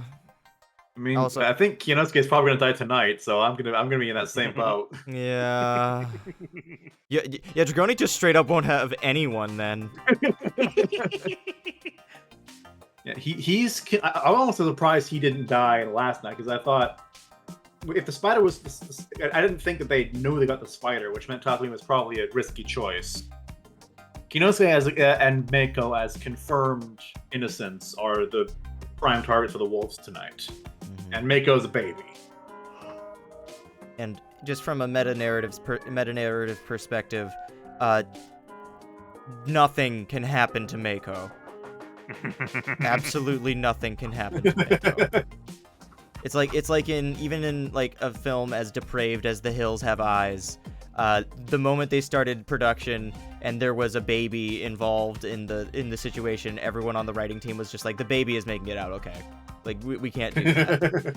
But at the same time, we don't know that. Yeah. Games like this have done worse. Yeah. So if yeah. For what reason? She's dangerous. In that case, I will vote for Rikuko Uematsu-san for the same reason. What about the rest? This is a temporary vote for now. Say what you think. I think we should hang both. Doesn't really matter what order.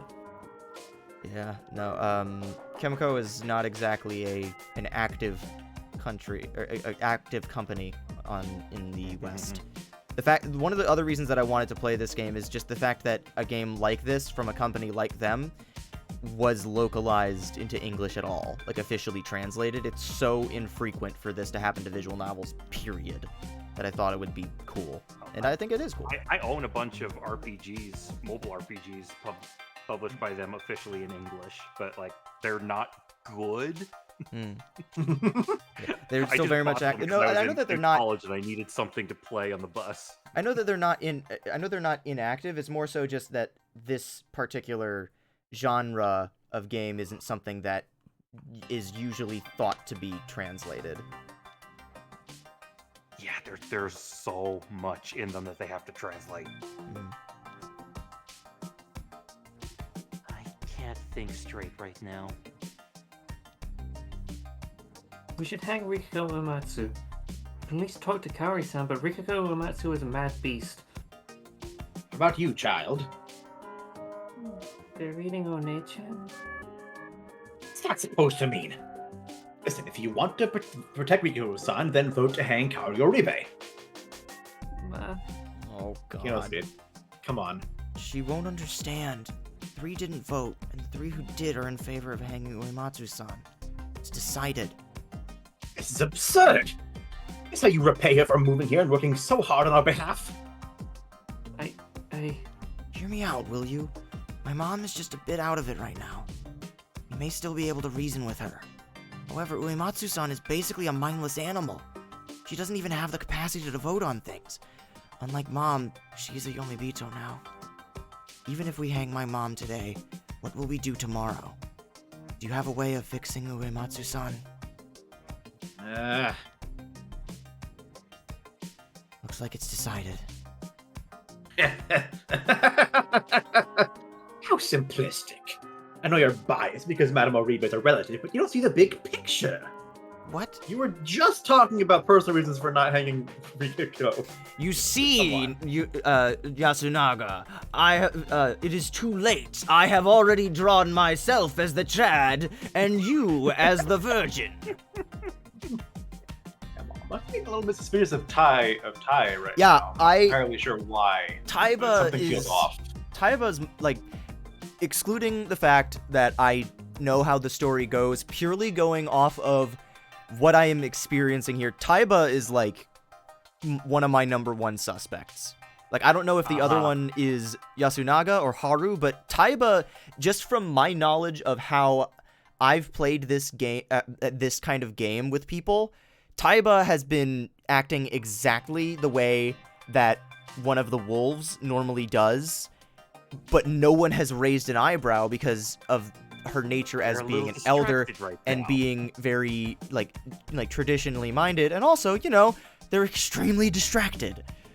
Yeah. So like I don't know who the other one is, but Taiba's like Taiba also was the first one to suggest that Chiame was suspicious at all. If you remember from the first feast. Like, the only reason that the vote even came down to the old Wolfman and Chiame is because of Taiba suggesting Chiame. That is a good Yeah. point.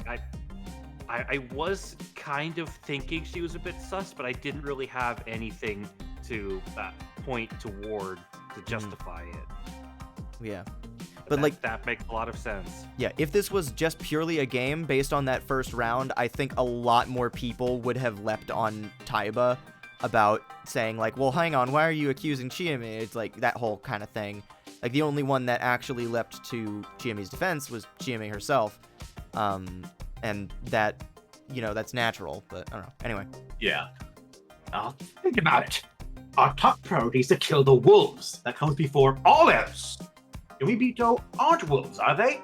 That basically proves that Mito-san isn't a wolf. You get the point. What do you mean? Yeah, that was my thinking too. Mm-hmm. Remember the legend. The wolves are Yomotsu Ukami, beings already corrupted by Yomi. You really believe that they can become Yomibito as well? Yamawaki-san, what's your opinion? That might be true. Like, even outside of her just being a little more timid as an older person, a lot of times when people have asked her questions, she's been really evasive during the feasts. Mm-hmm. She'll be like, that might be deflecting. true, and Yeah. all that. It's just, alarm bells everywhere. Here's a hypothesis. Powerful corruption slaughters you like it did those journalists and your brother. However, weak levels of corruption cause madness. Mad guardians are wolves, while mad humans are Yomibito. That means the corruption's punishment can only be slaughter for wolves, and either slaughter or Yomi transformation for humans. That's just a convenient delusion. Indeed, I have no way to prove it, but I can make it seem more plausible. If wolves would go mad due to the corruption, they even look like Go-san does. So these are beasts disguised as humans. Would they truly look like that if they'd gone mad? I think the beasts would show their true selves, their bestial fury. Is that what happened to Rikiko-san? No! That might be true. Ty, you're killing me here. Then maybe Yeah. we should hang Kaori-san first. Yeah, I'm really looking at time now. Mm-hmm. Aiba, You're basing your decisions on fairy tales. We've had actual deaths here. This is ridiculous. I'm one who's ridiculous. To accept the fear of the corruption means to accept the legends. See, I accepted it. Fearing the corruption while discarding the legends is what's truly ridiculous, don't you think? Chinny? I'm afraid of God. I'm afraid of this God who toys with us as we dance on his palm. What are you saying? Regardless of... No, because of that. We need to fight back against our fears. For that, we need weapons. Haruaki-san. huh? Why him? I vote for you, Yasukun. What? What? Chain, hey? I'm not sure I understand you, Serizawa. Nosato-san, start the proper vote. There's no point in just talking. Huh? But... This was going to happen sooner or later. And if she's truly casting her vote, it's only fair for us to cast ours. But whether I can forgive you or not is another story, Chiane. I know. No objections? Let's begin the vote. This is another really good song, by the way. I was gonna mention. The feast music is some of the best. Here's what I think. Nosato-san is half right. We're supposed to search for wolves here. But I'm completely against relying on the legends for evidence. Mochi, the old wolf guy, and Takumi-chan all died at the hands of people. That's That's why we should look back over what's happened so far, instead of the legends. So how about this? First, who aside from me understood the purpose of the feast? Nosato-san said it himself. Mako-chan is too young to understand, and Haru-chan... Honestly, I think she'd oppose Nosato-san and side with Yasukun, regardless of the situation. We don't know his name, so everyone's just been calling him the old wolf guy. Yeah. Yeah. He is Old so man, old. right, He old. he was old when Taiba was young. Like Yeah, like his name in the settings is the old man who cried wolf. or the old wolf guy for short. But like literally no one knows his name. Taiba-chan would look to the legends, obviously. She's the biggest believer here. What about Yasukun, though? I know it's been hard for him, and with his mom about to be hanged, I can understand why he'd panic. Dachi saying, "Weird. Wonder what this loaded gun is doing on this table here. Guess we'll have to wait until Act 3 to find out." But then, why push for Rikako-san's hanging? It's easy for us Yasumizu people to justify hanging the village heads, but you should understand what comes first. Death of the damned Yomibito is the mandate. We should be looking for the immediate threat at hand, the wolves, before worrying about those words. The Yasukun I know would keep a cool head, even in a crisis. Chiane, I understand what you're saying. I just can't forgive him. Whenever you talk, it always makes a mess of things. Takumini, Yoshitsugu, and Mochi are dead because of you. And now you want to take my mother? I'm sick of you. Nichan, what's wrong? Calm down. So yeah, I forgot about the purpose of the feast. It was just an act of petty revenge. I used Haru-chan for that. Like you said, that's all there is to me. I'm a pretty boring person. You still not satisfied? Yeah, this is totally out of character for you. Yasukun, I'm probably just looking too deeply into it, but when Kaori-san set the food, only you and Haru-chan were absent. If the others had all been poisoned as planned, you'd be the only survivors, Haruaki-san notwithstanding. If you were a wolf, that'd be pretty good for you, right? Are you suggesting I convinced Mom to poison everyone? That'd be just the worst. She probably got the wolf's banes early in the morning. She was too busy otherwise, and it did look like she woke up early. By that point, she was already resolved to kill us. It's easy to imagine that someone had given her the idea the previous night. Yeah, Dachi, just, I don't know if you sent that message before the thing was sent, but Yasunaga was upstairs when the poisoning was happening. Yeah. What? But we can't contact anyone at night. There are 2 wolves. What? For the sake of her only living son, Kaori-san was ready to kill everyone, even if it meant being subject to the corruption. But I'm human. If you only had the wolves and a lone human at the end, votes would no longer matter. Haru-chan wouldn't be able to do anything. No way. Nichan. After our cute anime moment upstairs. Yasuku. That's impossible. I mean, if Mom were a wolf, Yoshitsugu wouldn't have died. She could have killed me to spare him, though. You think I convinced her to do that? She'd never listen. She loved him way more than me. Chiane, this is cruel. There's no way he'd say anything like that to his mom. I'm not saying Power the being a wolves wolf killed had nothing to do with Yoshitsugu dying. He might have just been out at night and killed by the corruption. I think what she's saying is that she wouldn't have allowed it to happen. I guess. Also, even if she wasn't a wolf, she'd help her son, even if it meant falling victim to the corruption. Sounds like you're saying whatever you can to make Nichan into a bad guy. What's wrong with you, Chiane? He wants you to protect us. Was it him? Did Fusaishi send you to say that? Did he make you change? No, he didn't. I'm just following his example and thinking for myself. Things I don't want to be true could actually be true, and I can't look away from them. Oh god, our epiphanies are infectious. And so you decided to vote against me and ruin our friendship. I mean, listen to yourself. The Yasukun I know would never try to guilt me into submission like that. If you ask me, you're the one who's changed. So, who will you vote for? I need to take responsibility for what I just said. I suspected Yasukun, and I'm sticking to that. One vote for Yasunaga Oribe. We messed up the order, but in terms of seating order, Taiba is first. How will you vote? I will vote for Kaori-san. I don't think Uematsu-sama is a wolf. What about you, Nosato-san? So now you're being respectful. My answer doesn't change. In fact, sir, as I was words made me all the more certain.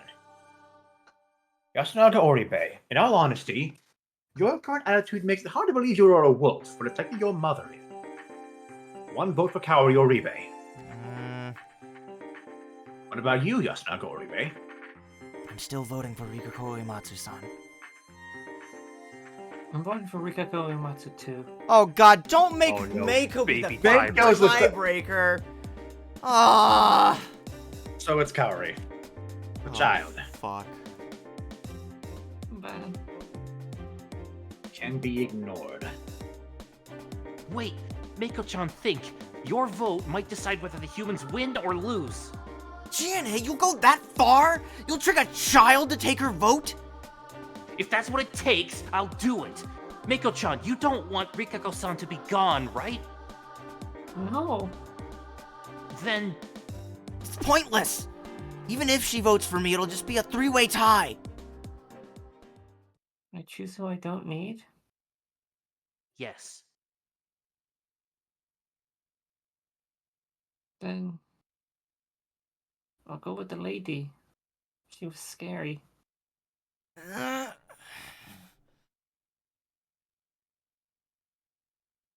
You mean the woman from the dining hall? Mm-hmm. It's decided then. No. This has to be a sick joke. Mom will die because of something like this? Vote is a vote. Nichan. It's over. I heard muffled screams and sobs from the dining hall behind me. Gagged and tied, Kaori Uribe was still wailing. She couldn't move properly and had a pole fixed to her shoulders, but I was still worried enough to check every now and then. The lack of change helped calm my nerves, but at the same time I resented myself a bit for it. Quite a bit of time had passed since the feast had begun. What kind of decision would they make? The daily wolf lynching, hanging, had failed every single time so far. Considering the number of days remaining and how many people were left, if they messed up today, the humans would lose all hope of surviving. If either Kaori Oribe or Rikako Uematsu ended up chosen, there would be just no chance anymore. Once I saw people leaving the hall, my mouth moved on its own. It's done then. Their eyes were steady. They walked in my direction. Not to me, though, but to the dining hall. You chose Kaori-san? I asked anyway. I was speaking to the last representative of sanity in this place, Kiyonosuke Nosato. Move. We didn't even converse. His tone and the look in his eyes were different from usual. His usual arrogant pride was gone, and in its place stood a deadly determination. Yasunaga-kun! I lost. Haru-chan! I was against it. Oba-san! It's the will of Shinai-sama. Jimmy! Haruaki-san, take the girl. Haruaki does not get to vote because Chiemi vouched for us because we were an outsider and we weren't inside the night of the mist arriving. We were We were in the into outhouse. We were pushed into an outhouse which didn't even really have a locking door, in the traditional sense. So she made the argument that we shouldn't be included in the feast, which spared us in some regard, but it also means that we weren't allowed to directly influence the voting process. Yeah. As far as the game is concerned right now, Haruaki is not a participant. He's just here. An observer.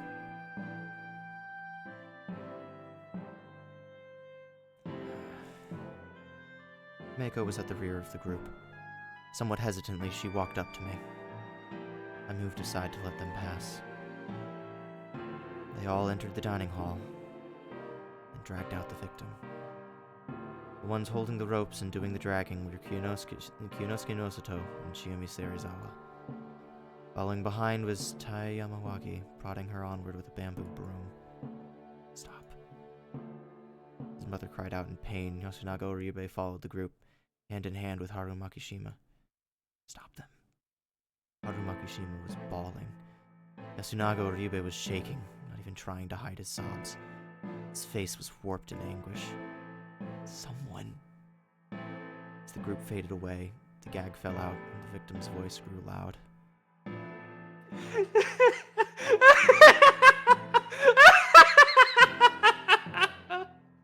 Not a scrap of reason remained, only raw terror. Or perhaps madness. Oh, please, someone beg for her life. However, I didn't hear any pleas to the very end, and I painfully realized I wasn't participating in the feast. I wasn't part of this life selection game bound by otherworldly rules. Well, Don't look. I turned Mako away, hugged her, and covered her ears. Because of that, I couldn't cover my own. Parent-like dedication. What a weird idea. Anyway, as the group disappeared into the mist, I somehow felt as though the screams, or laughs, grew even clearer. I was subjected to this illusion until the very end. During the final moments, the mother called out her son's name. It was the name of the elder son, and he responded by calling for his mother. But at the very last moment, it felt like the victim shouted out a different name. There was a strange sound, followed by silence. Mako. Mako's body was surprisingly warm. In response, she just nodded. Let's escape from this place tomorrow. She nodded again. Give up on Rikuko Uematsu. Mako started crying.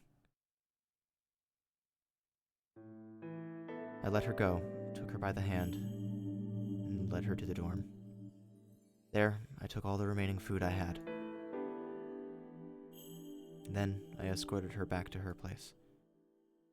Lock up. I'll come pick you up tomorrow morning. Still crying, she nodded. Eat this. All of it, okay? I gave her some food and closed the door. Once I turned around, I saw them.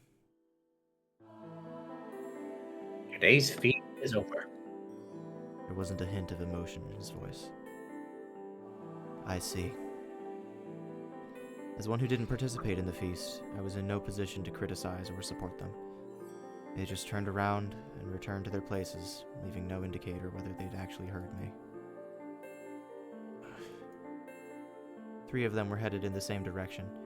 I didn't feel like joining them, instead casting a glare at their backs as they walked. My powerlessness was killing me. Under the assumption I would die tomorrow, I decided I would go through the mists down to Saranaga. A strict taboo here. What kind of death would that get me? Would I be injured? Wander into some other world? Something else entirely? Or perhaps I'd be eaten by a monster. I still had that incomprehensible memory, but it was enough to make me suspect that was the most likely scenario.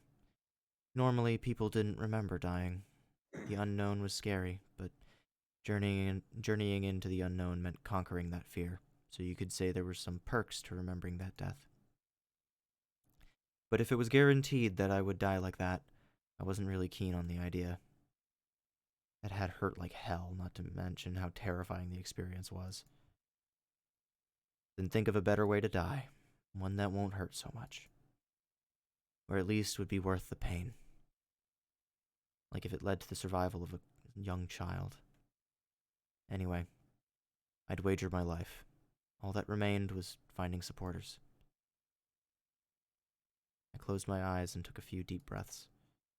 Whoosh! Threw a Yakuza kick into the wall. Then I did a Lou kick with the other leg. Ha! The 7 treasures have finally been lost to the elements, the sacred orb reduced to rust. In the jungle of the decadent void, the Buddha's corpse shouts out, ah! What? As I sang the Buddha's ash rock, I attacked the wall with my ass, which prompted the response from the other side. What with this sudden mood shift? He's trying to amp himself up, I guess. Heard Chiami's angry voice through the front door. You sound like you enjoyed it. No one would know how to react to that. Oh, hang on. That's voice acted then. Hang on. Hang on. Oh boy. I have to hear what this sounded like.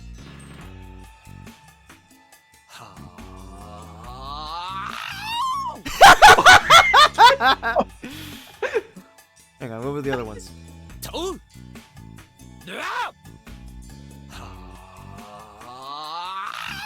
Haruaki Fusaishi for fucking Tekken or something, I don't know.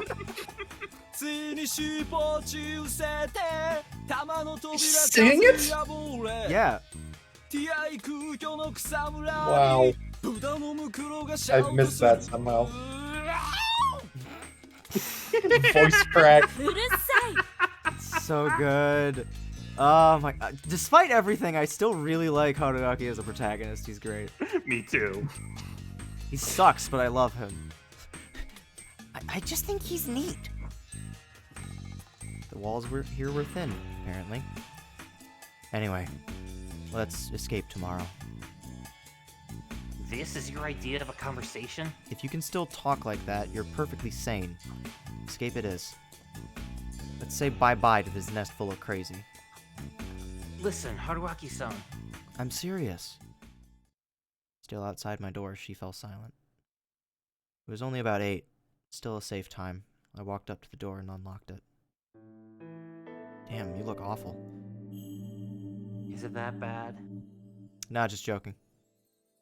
What's with the jokes? You my boyfriend now or something? You put on a tough face, but it's a mask hiding some supernatural suffering, isn't it? Come on, talk to me. Well, don't if you don't want to. Take a seat. Pardon the intrusion. Sonic, why don't you have a seat over there? Shadow points to the bathtub. You fucking smelly. Alone in an empty room, we sat cross-legged and looked at each other. Tell me what happened during the feast today. Who are the wolves? I don't know. Hell, I don't even care anymore. The situation was hopeless. She felt the same way. So far, there wasn't a single lynching with a good reason behind it. Excuse me. So far, there wasn't a single lynching with a good reason behind it, and it didn't feel like they'd gotten lucky or killed a wolf. If only that scrawny rich guy were a wolf, it'd be so easy to hate him. That's why he's a red herring. Takumi-san said he's clean, so that's not likely. I know. But still, assuming Yasunaga-kun was actually a wolf, I really doubted he was cold-hearted enough to keep up the act of a human while seeing off his mother to her death.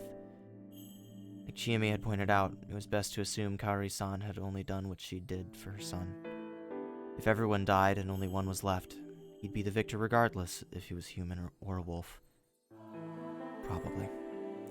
Whatever the case, it was important to note that it was wrong to guess whether Yasunaga-kun was a wolf based on this alone. Oh! Haru only went upstairs because we told her to. Kaori intended to kill her too.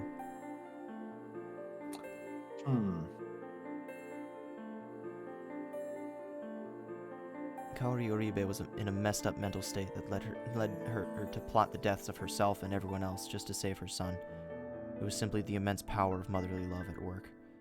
I'd messed it up by sending Haru-chan to the second floor. Kaori-san probably resented me for that. Not to mention, I was the one who'd pinned her down. Being the target of a dead person's enmity was a rare experience, and in my opinion, it was uncomfortable. Turns out I couldn't follow your example. My example? Yeah, I tried to think and did stuff, but, well...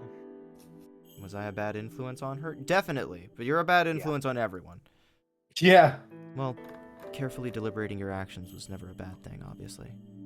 Also, it was worth noting she pointed out that Yasunaka-kun was trying to guilt-trip her wasn't like him. Her own intuition was important, too. Besides him, there was Tai-san, who believed nothing but the superstitions. Excuse me. Yawning a lot. God damn, who would have expected that talking would make me yawn? Haru-chan, who always agreed with Yasunaka-kun, and Meiko, the one who sealed Karui-san's fate. Everyone is suspicious. Yeah, that's why I don't care who it is anymore. Chiemi hung her head. I've decided to help Meiko-chan. How? By running away with her? I'm telling you, it's pointless. It's better than just sitting around and waiting for death, isn't it? And if she turns out to be a wolf, you'd be down to one. Lucky day, huh? Would it be? I don't know anymore. I killed someone. She'd said it casually, but I could tell that it was hard for her to say. It's not your fault. I responded equally casually. I felt like breaking the illusion would be too much to handle. Wow, it's like you don't care at all. But you were against it, weren't you? Not stopping the murder makes me a partner in crime, doesn't it? I'm the same in that regard. Oh, right. Also, the law would understand that you made the wrong decisions because of the circumstances. Law, huh?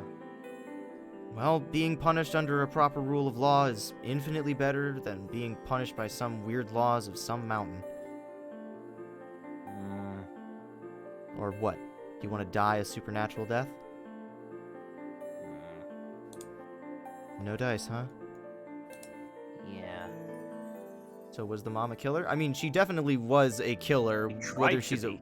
whether she's a wolf or not, we don't know. Yeah. Man, this was complicated. The crow is the one that can tell if someone that was hanged was a wolf, right? Yeah. And we have no idea who that is, and They're the odds probably- are they might not be alive anymore. They're probably gone. We have a lot of the cast gone at this point. Is it God's fault? Half of it, yeah. But you can't explain the other half. Right. Then talk about God, at least. How do I put this? God is misfortune. Hmm? Well, I don't mean that literally. It's just that it's because of God that we can't attain happiness. Is God visible? Yeah, we've all seen it, but its true form might be invisible. Let me ask about the visible part. Is it human? Though slowly and hesitantly, she gave me a light nod. Is it someone from Yasumizu? Silence. Neither yes or no. Then, is it someone from Kami Fujiyoshi? She kept her silence. Her shoulders were shaking a bit. Then, No, no, no, it's not human. You can deal with humans, but God is beyond them. shit, I knew it'd go like this. Calm down and explain. Otherwise we'll both be killed. Fine! I just want this nightmare to be over already! Hey, Haruaki-san, kill me!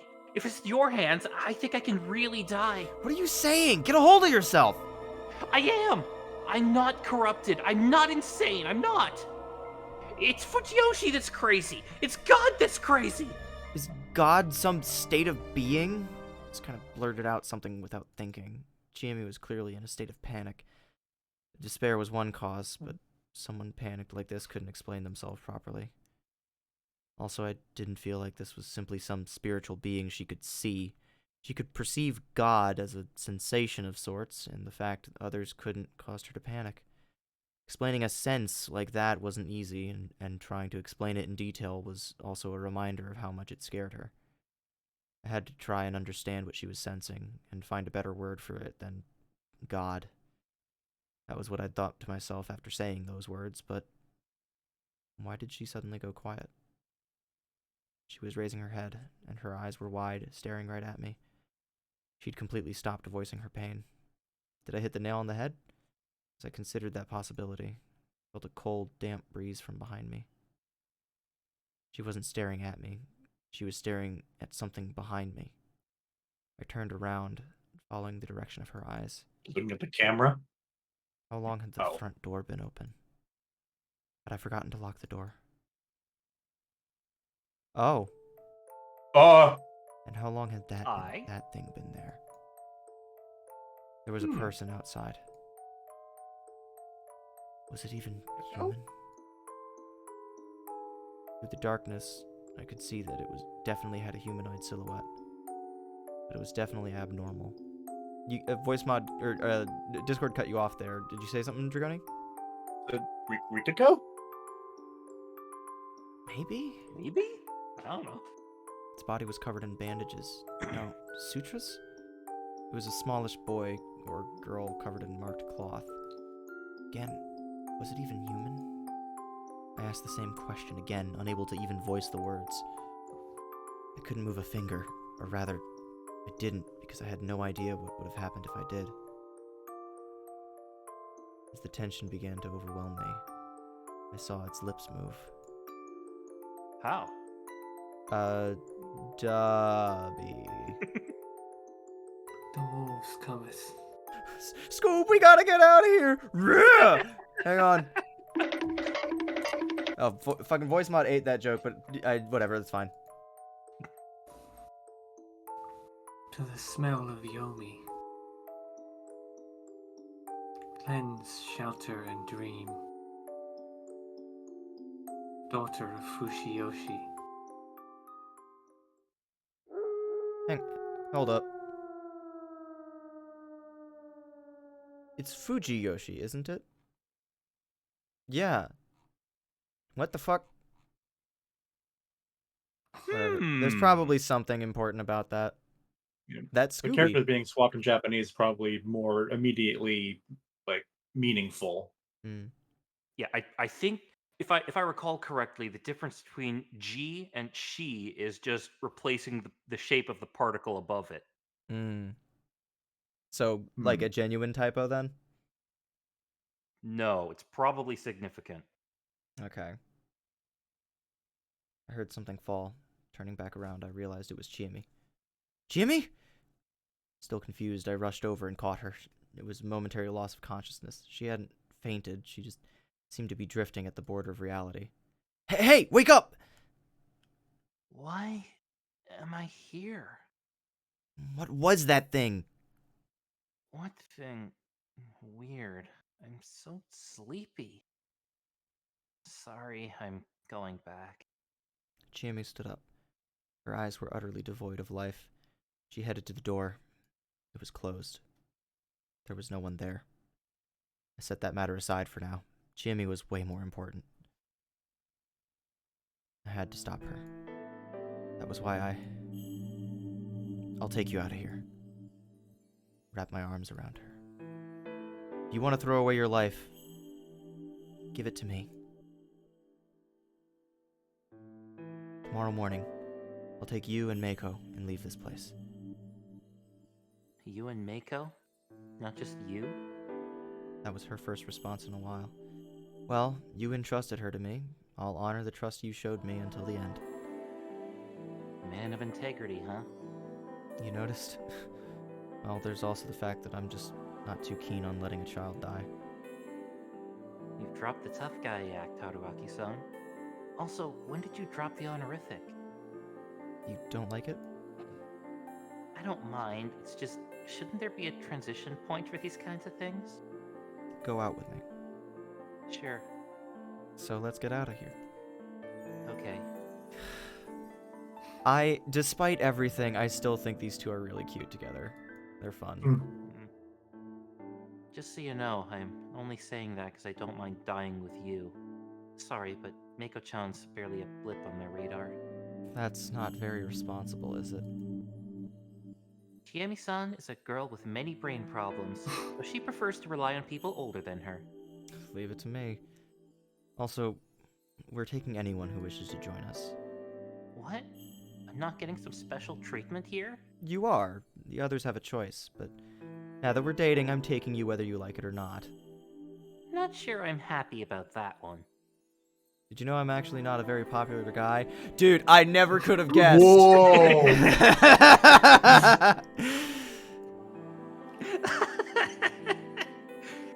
Haruaki-san.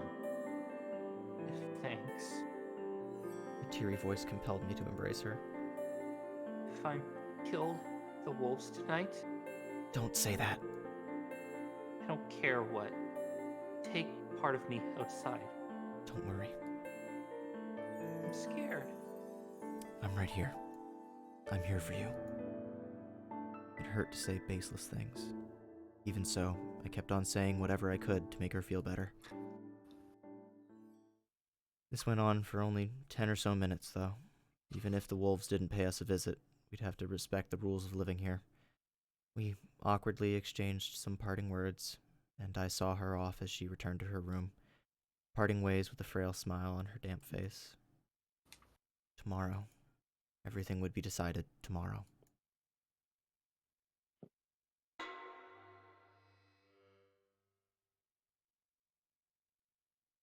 Just gonna... How many slots do we have? Let's find out. Many. 19. We can also reload freely from earlier points in the tree, and then skipping is like lightning fast in this game. Like, I'll give you an idea. I'll just load the introduction for a second. Yeah. Yeah.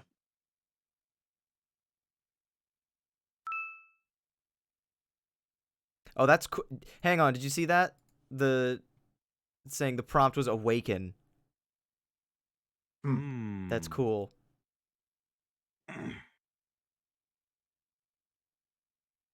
Another morning. Aside from being really hungry, I woke up the same as always. I hadn't died. The only real difference this morning was that I could go outside as I pleased. It was still misty out, and I couldn't see much beyond the dorm. The settlement isolated in mist, space cut away from the world. Could we really leave this place? We could. It had to be physically possible. The idea that we couldn't was just speculation, no matter how much this place defied reality. What was that thing? Why had Shimi collapsed? How sane were we? Was this even really happening? Human senses and memories often lied to us, though just dismissing anything that didn't make sense as an illusion wasn't a good idea. That thing had actually visited us. Its appearance was strange, but I had little proof that it was something supernatural. Thus, that had to be human. As for the reason Chiemi collapsed, there were quite a few possibilities. Unless it was a trick she'd schemed with that thing beforehand, that being had to have been too much for her to handle emotionally. I don't think you're much better off, dude. Yeah. What did the thing say again?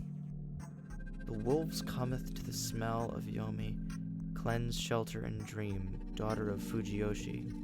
Was it? It basically seemed like a fancy way of saying, get back to your room and sleep. Yeah. So it was a warning from those who made the rules. Then, was that something on the mountain Great Lord Shinai's side? No, to be honest, I'd say it was more like something from the other side.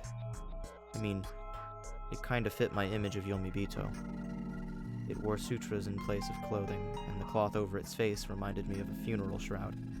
The word corruption seemed particularly fading. It had a really sinister aura, to me, anyway. Though that was strange. Great Lord Shinai was the enemy of the forces from Yomi. Yomi Bito wouldn't act as his messengers. This contradiction was quite eerie and alluring unknown. But that didn't matter now. My goal was to let Chiemi and any supporters we gathered escape. I returned to the room, made my futon, and started searching again. The futon was the only thing in the closet. There was nothing I could use as a weapon. I gave up, left the room, and went to Chiemi's. The worst had come to pass. I had to fulfill her last request. The door was locked. I knew it. But the wolf was... I knocked. She came out just after just a few seconds. Apparently she was ready to go. I want a weapon. I figured. She gave me a pretty large knife with a sheath, probably used for hunting. Also, Dachi, that sounds cool as fuck. Please send that to me if you know where to find it. Oh, Got anything for yourself? I lost my kitchen knife, so you'll have to protect me, alright? Sure. I had zero confidence in pulling it off, but sometimes bravado was important to hold on to. We went to Haru-chan's room. It wasn't locked. The room was no bigger than the others, but it was a huge mess. But it didn't look like there was a corpse present. She'd either already woken up and went outside without locking the door, or her corpse was somewhere outside, like Yoshitsugu-kun. I'd gained a habit of expecting the worst. What about Yasunaga-kun? The same. Let's check on Mako. Today's mist was denser than usual. Just extending my arm was enough to make my hand hazy and indistinct. I kept on walking, knife in my right hand and Chiemi's hand in my left. The settlement was way too quiet. We headed for the village plaza. I almost tripped a few times on the field paths, but Chiemi kept me on my feet with just a few warnings. I could keep going as long as she was with me.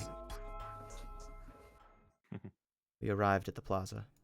There was no one there. Basically, there was no need to use the dining hall as the go-to gathering spot anymore. We passed Rikako Uemasu's house.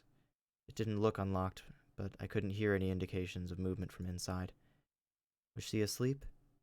Or did something happen to her? Whatever the case, I had no choice but to ignore her. It was here, right? Yeah. Mako's place was... open? Thankfully, all I found inside was just a messy futon. It was the same as Haru-chan's room. But now that it had happened with 3 people, it was safe to assume something wasn't right. Chiemi, sorry, but you can have this back. Huh? I gave her the knife and grabbed a stick lying against the house. What's wrong? I need a weapon I can actually use. That aside, where do we go next? huh. I played baseball growing up. The hall, right? As it turned out, that was exactly where the other inhabitants were. With the exception of one, anyway. Oh, Nosato's very dead.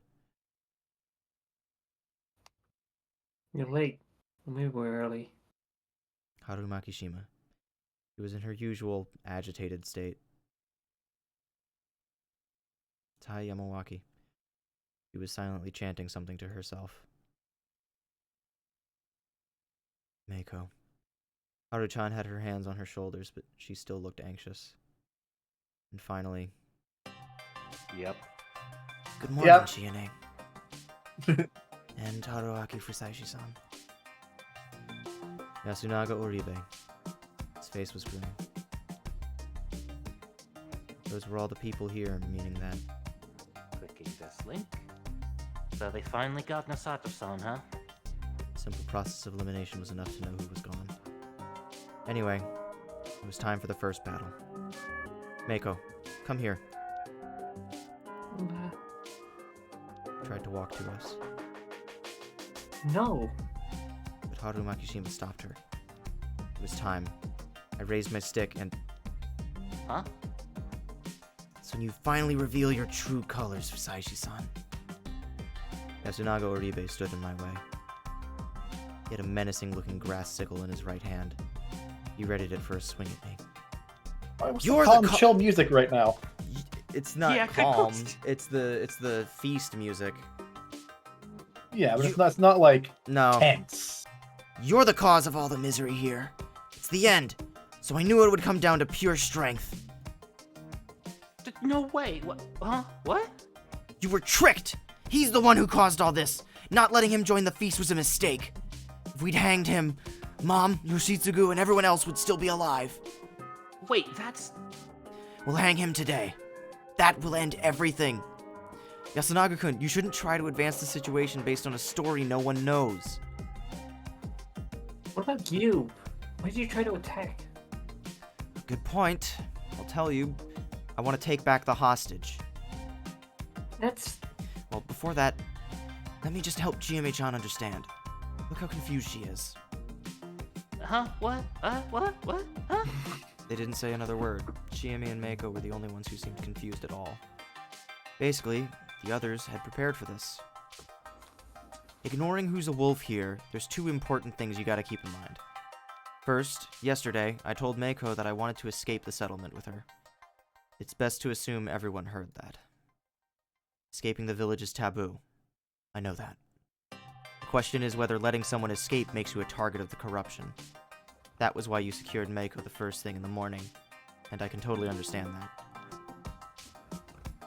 The other thing is that Chiemi and Yasunaga-kun ended up on opposing sides yesterday. Owing to that, today's feast would be a one-on-one between them. Since Haru-chan would almost always take Yasunaga-kun's side, he'd have an advantage. But with Tai-san and Meiko as swing votes, his victory wasn't guaranteed. That's why you decided that reconciling with Chiemi and going after the only outsider here was the safest way, right? You're wrong! I'm not. That's why you took Meiko as a hostage. You want me silenced. No! I just thought you'd take her as a hostage and ask us to do horrible things! What would I gain from that? I mean, I'm not part of the feast. You agreed to that yourself, didn't you? That was a mistake! If it's not you, then who else could be the cause of everything here? Haru-chan and I lost family! Taiba lost Takumi-san! We all lost people important to us! And who didn't lose anything? Only you, Haruaki Fusaishi-san! Oh. So that was his story, huh? Sorry, Yasunaga-kun. But you're a bad storyteller. You seem to have a habit of putting up a wall of well-spoken words when lying or putting up an act. Please stop messing around. Oh, but I'm not. Yasunaga-kun, you're trying way too hard to manipulate people using their emotions. You also underestimate Chiemi by thinking you can just use that as a smokescreen for the holes in your story. While from an emotional standpoint, blaming me for everything is definitely the easiest way. But on the other hand, you're selling yourself short. You're calm, cool, collected, the type of guy who argues against adult absurdity with facts and logic. Please stop this pointless analysis. Well, that's something for the villagers to decide, not me. They're the ones who've watched you for years. Of course, I understand you went through something difficult enough to change you. Then let me ask you this. Are you blaming everything on the outsider because you've lost to your own emotions? Or are you actually acting rationally to make sure you hang me and waste today's feast so you can tip the scales in your favor? As in, are you someone who'd benefit from wasting today's lynching? What do you think, Chiemi? The fuck? She gasped and looked at Yasunaga Oribe. There was suspicion in her eyes, not trust. You could have just said that I was a wolf, yet you didn't. You just said that I'm the cause of all this, because you're a wolf yourself. You hate lying, don't you? You know, when the chips are down, you have to commit to the lie. GNA, you're gonna believe him? Making an emotional appeal in the face of cold logic is a bad move here. You need to fight logic with logic until the end. Shut up! What do you know? You just wasted time not doing anything because you couldn't! You had a point there. Did feel like shit about that. Should have joined the feast from the get-go. If I had, I wouldn't have wasted time on pointless arguments and autopsies. However, you know, right here, There's a guy who can think for himself, that just played along with some dumb superstition, letting both his brother and mother die. As an adult, I'm really mad at him, Yasunaga-kun. Once I said that, Yasunaga Uribe hung his head and fell silent. 10 seconds of silence were enough for everyone to realize he'd lost the argument. However, the expression on his face was abnormally calm. True. I really am a wolf. He spoke as if it wasn't a big deal. But you are misunderstanding a few things. That just made it seem even more abnormal. We've already won. He tossed away the grass sickle. His voice wasn't nearly as passionate as before. It was cold and rational. He demonstrated a confidence rooted in sound logic, but I couldn't understand what he meant. Other wolf, please reveal yourself. What was the point of that? Aha! Are you sure, Yasukun? Yes, that's enough. I'm the other wolf. I couldn't make sense of this. Had he You guys decided to nailed it. Had he decided to graciously concede by selling out his partner that he'd been cornered? No. He said he'd already won. Even if there were 2 wolves, there were 4 of us. They'd lose in votes. My answer came from a completely unexpected direction. Nichan. Nichan, you and Taiba really are the wolves. Why is she smiling? A shout of pure, unadulterated joy. Haru Makishima became the least comprehensible of anyone present. She ran to Yasunaga Uribe and hugged him. He hesitated for a moment, but reciprocated. Meiko, still as clueless as ever, slowly walked over to us. Oh, Nichan. I'm sorry. Hide behind Chiemi. Haruaki-san, what is this? I don't know. I really didn't. This is the first time that he's just been, like, openly admitting he's like, I have no idea what's going on. Every other time he's, like, very confidently stating, like hypotheses and stuff like that. This is, like, one time where he's, like, completely, like, oh, shit.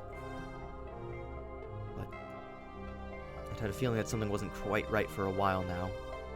And I suspected it'd be made clear now. I was certain of it, and it left me feeling uneasy. Okay, you have the initiative here. Can you explain? Taiba, you do it. Fine, fine. I've been relying on you too much all this time. She wasn't even denying it. Chi-chan, Meiko-chan. Not me? This is something I never told you. A long, long time ago, when I was still a girl, Harry Fujiyoshi's people got drunk and revealed the truth behind the feast of the Yomi Purge. The truth. Tai Yamawaki told us a story that was very similar to the legend they told in this strange village. Well, it was less like it was similar, and more like I was looking at it from the opposite angle. The part about Great Lord Shinai sending the 5 guardians to help people was the same. 4 of them teamed up with the humans to murder the wolves. However, in the real story, the good and bad sides were completely reversed. Strange time to think of this comparison, but I was just reminded of my precious baby girl Ogre Pawn. I'm thinking the same thing, actually. Apparently, the people and the 4 guardians joined Yomi on the very first feast of the Yomi Purge. Basically, all of them were Yomibito. They all ganged up on, overpowered, and expulsed the wolves who tried to resist until the very end. That meant this land had belonged to the Yomibito for a long, long time. The wolves were summoned here by none other than Shinai-sama himself. Some people of Yasumizu were given the blessing of the wolves and had to free Yasumizu of its Yomibito. Basically, it was a holy war for them. And that was the truth behind the Feast of the Yomi Purge. Tai Yamawaki continued her explanation. At first, we thought the people of Kamifuji-yoshi just made it up to make fun of us. But we found out that it was true and became blessed by Shin Naisama himself. So you see, Chi-chan, that's why we had to slay everyone.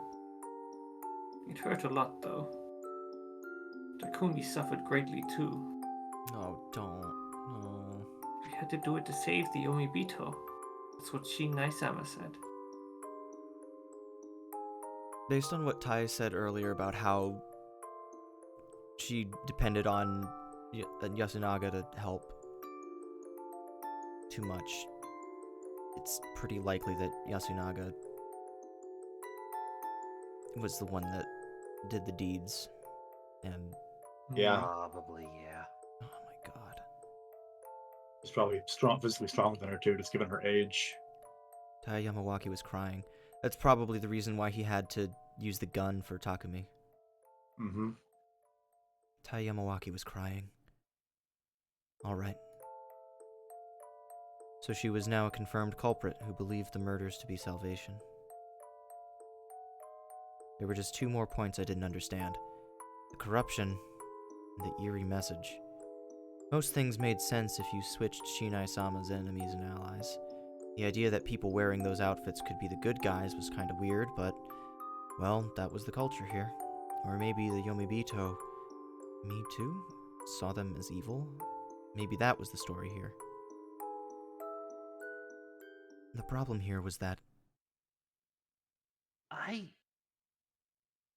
didn't know that. Jamie didn't know this. Thanks, I could tell. I only found out when I was blessed. So even Yasunaga-kun didn't know about it. I remembered some of his words. This is just something I heard from a teacher at school, but you could do it by giving them something to fight for, couldn't you? Basically, you need to make them think that they're doing the right thing. He really hated lies, didn't he? He basically told me the truth of things. This feast actually had a system that made zealous murderers of people. Whatever. Enough about Yasunaga Oribe. And why did Haru-chan know? She was glad when she realized Yasunaga Oribe was a wolf. Basically, she already knew the real story, that the wolves were the good guys. Is that what Yasunaga told her when they were alone? Could be. I thought they were smooching. I thought they were smooching! Why? Who told her? The Okami-sama told me. They showed up in my dreams on the day Oji-chan died and told me about it. Nonsense. Insanity. Did she seriously decide to throw her life away over a dream? But on the day Oji-chan died, he died the night before Haru-chan tried to run away from the settlement. She believed the dream. She started to despair over being surrounded by Yomibito and planned to escape. That made sense. I did think that Taiba would know the real story. There's no way she couldn't. She didn't say it, so I thought that maybe she was a wolf. I began to think the same thing about Nichan when we talked. It all clicked. She believed. She believed the sudden revelation despite a lack of proof, and that the man she liked was in the minority that had justice on their side. And right now, she said she would betray the humans and join the wolves. She believed Yasunaga Oribe was right with all her heart. And so, the wolf, Yasunaga Oribe, had 3 votes for the feast. I can't be killed even if Chiane and Meiko both vote for me. Even if you bend the rules and count Fusaishi-san's vote, it'd still be just 3. You couldn't choose one even if we did a final vote. And now, without either wolf dying, we win. It was easy. I saw it clearly now. I understood. Haruaki-san. Is he? Yeah. Yasunaga-kun is right. No. We lose. Everyone had different reactions to my words. Jamie backed away and gasped. Tai Yamawaki closed her eyes and sighed. Mako didn't seem to understand anything. Yasunaga Uribe didn't react at all. Haru Makishima was smiling. Oh man. All I really had left was struggling like the filthy, annoying adult I was. Haru-chan. What? Oh, Nichan. What would happen to Fusaishi-san? I'll ignore him if he doesn't interfere.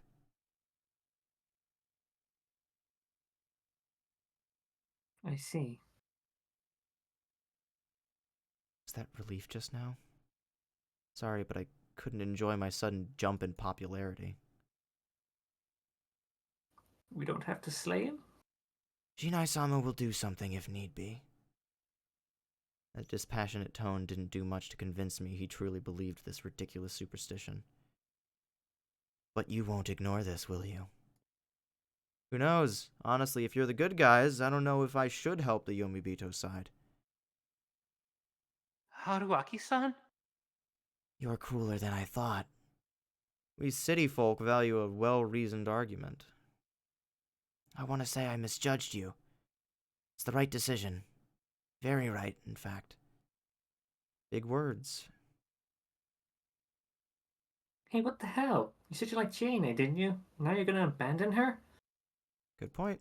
Well, yeah, I was pretty damn cold-blooded. I'm not too fond of being hit where it hurts, so I guess I'll respond. Haru-chan, What? you know you're gonna die, right? You're okay with that? Huh? This was pretty damn bad, honestly.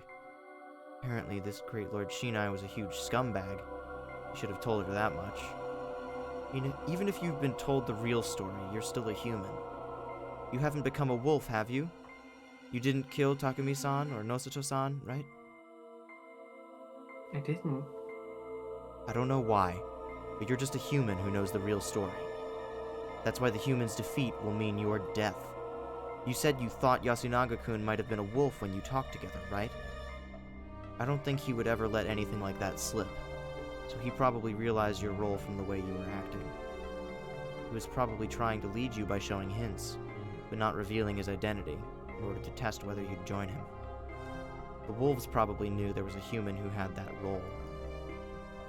What of it? He actually said that? This was the part where he was supposed to start lying. By not denying that, you basically admitted that you were an absolute scumbag who used Haru-chan knowing you'd have to kill her. He was that bad at lying? And how did he survive so long?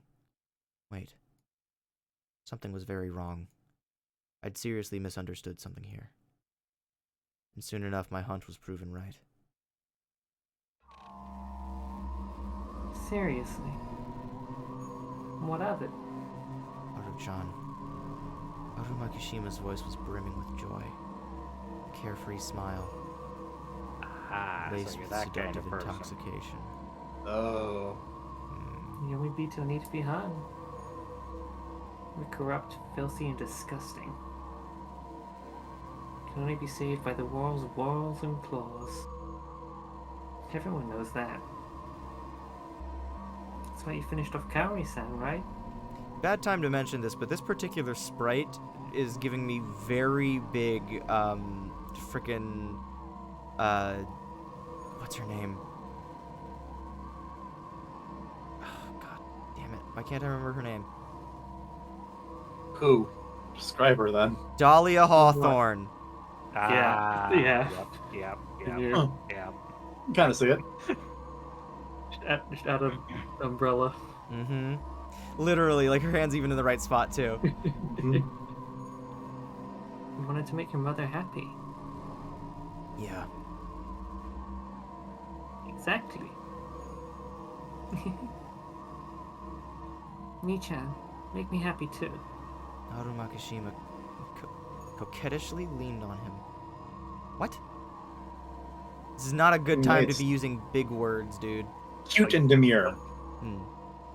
I've heard the word coquette before, but like in this context, it was completely divorced from any other context clues. I took it second. Yasunaga Uribe brought her closer without even a flicker of emotion crossing his face. Tai Yamawaki watched them with a broad smile. What? What the hell? What were these people? So, Jianing, what will you do? If you listen to me, I'll save you. I underestimated it. I underestimated the madness of Yasumizu. And I realized too late. The Feast of the Yomi Purge wasn't just a system where zealous murderers killed each other. There was something here that completely shattered the people on a fundamental level. It was like a gear of madness. Those who knew the real story found salvation in death. That insane tale instantly convinced people that it was right to agree and to find peace in that. And I was actually surrounded by those very people. Understanding that made me remember. Oh no. That she was from here too. Chiemi was trying to take a step forward. I should have realized this earlier. She, who was afraid of God, was just like them, who accepted their salvation. Both brands of madness probably had roots in the exact same thing. So she was just as susceptible to madness as they were. However, it wasn't too late for her. Yasunaga Uribe's expression stayed the same. But right before I looked away from him, I saw a slight change. It was bitterness. Irritation. Something out of place on a victor's face. That made me realize that his plan for this scene wasn't lost to madness. And I had no choice but to take advantage of the opportunity. I grabbed Chiemi's hand. I pulled with so much force that she fell on her backside, but I didn't care. I dashed past her and swung my weapon at Yasunaga Uribe.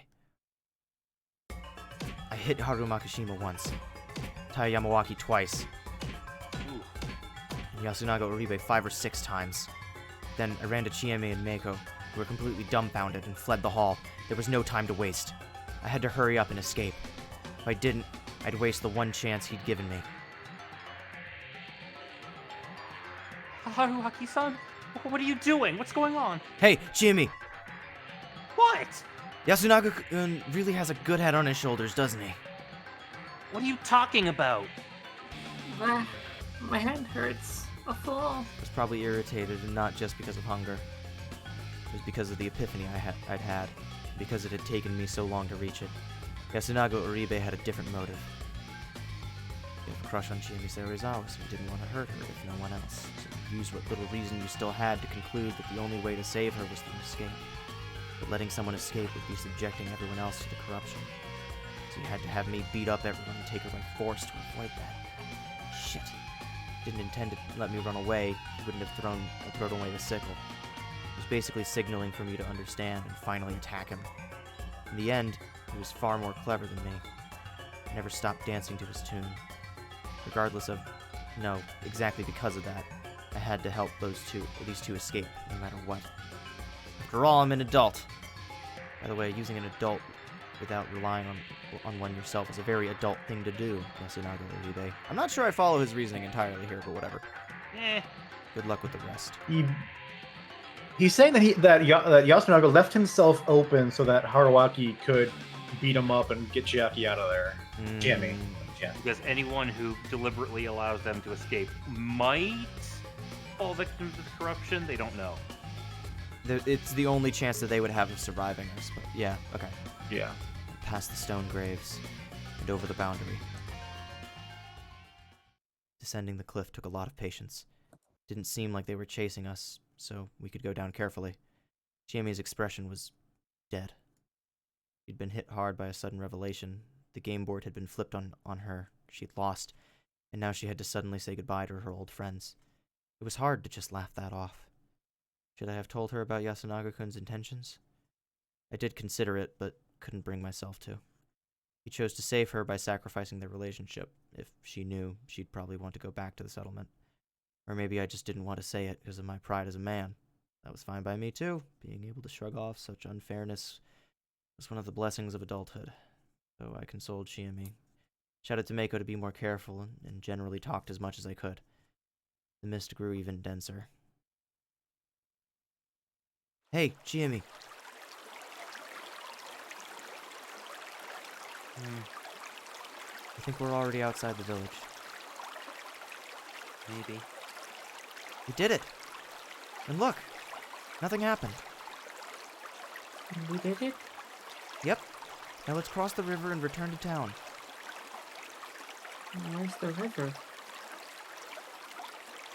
I couldn't see anything. I hadn't just lost my bearings. It was worse than that. I couldn't even see Chiemi or Mako's faces. And I was actually holding their hands. We were already at the bottom of the cliff, walking on the stones below. We heard water, so it was clear we were close to the river, but I didn't know if we could keep going right now. Let's rest. We can't. Chiemi. I thought she was gonna freak out again, but No, that's not it. she stopped me. Don't you hear it? Ignore the water. Confused, I strained my ears. What am I supposed to hear? Number 4. They're coming after us. They were acting strange. I strained my ears again. Was it above us? I could hear the faint sound of rustling leaves from the top of the cliff. We gotta run. I'm tired. Haruaki-san, take Miko-chan. The intensity in Chimi's voice made me take the situation seriously. What if the sound was just the wind, though? Was she jumping at shadows?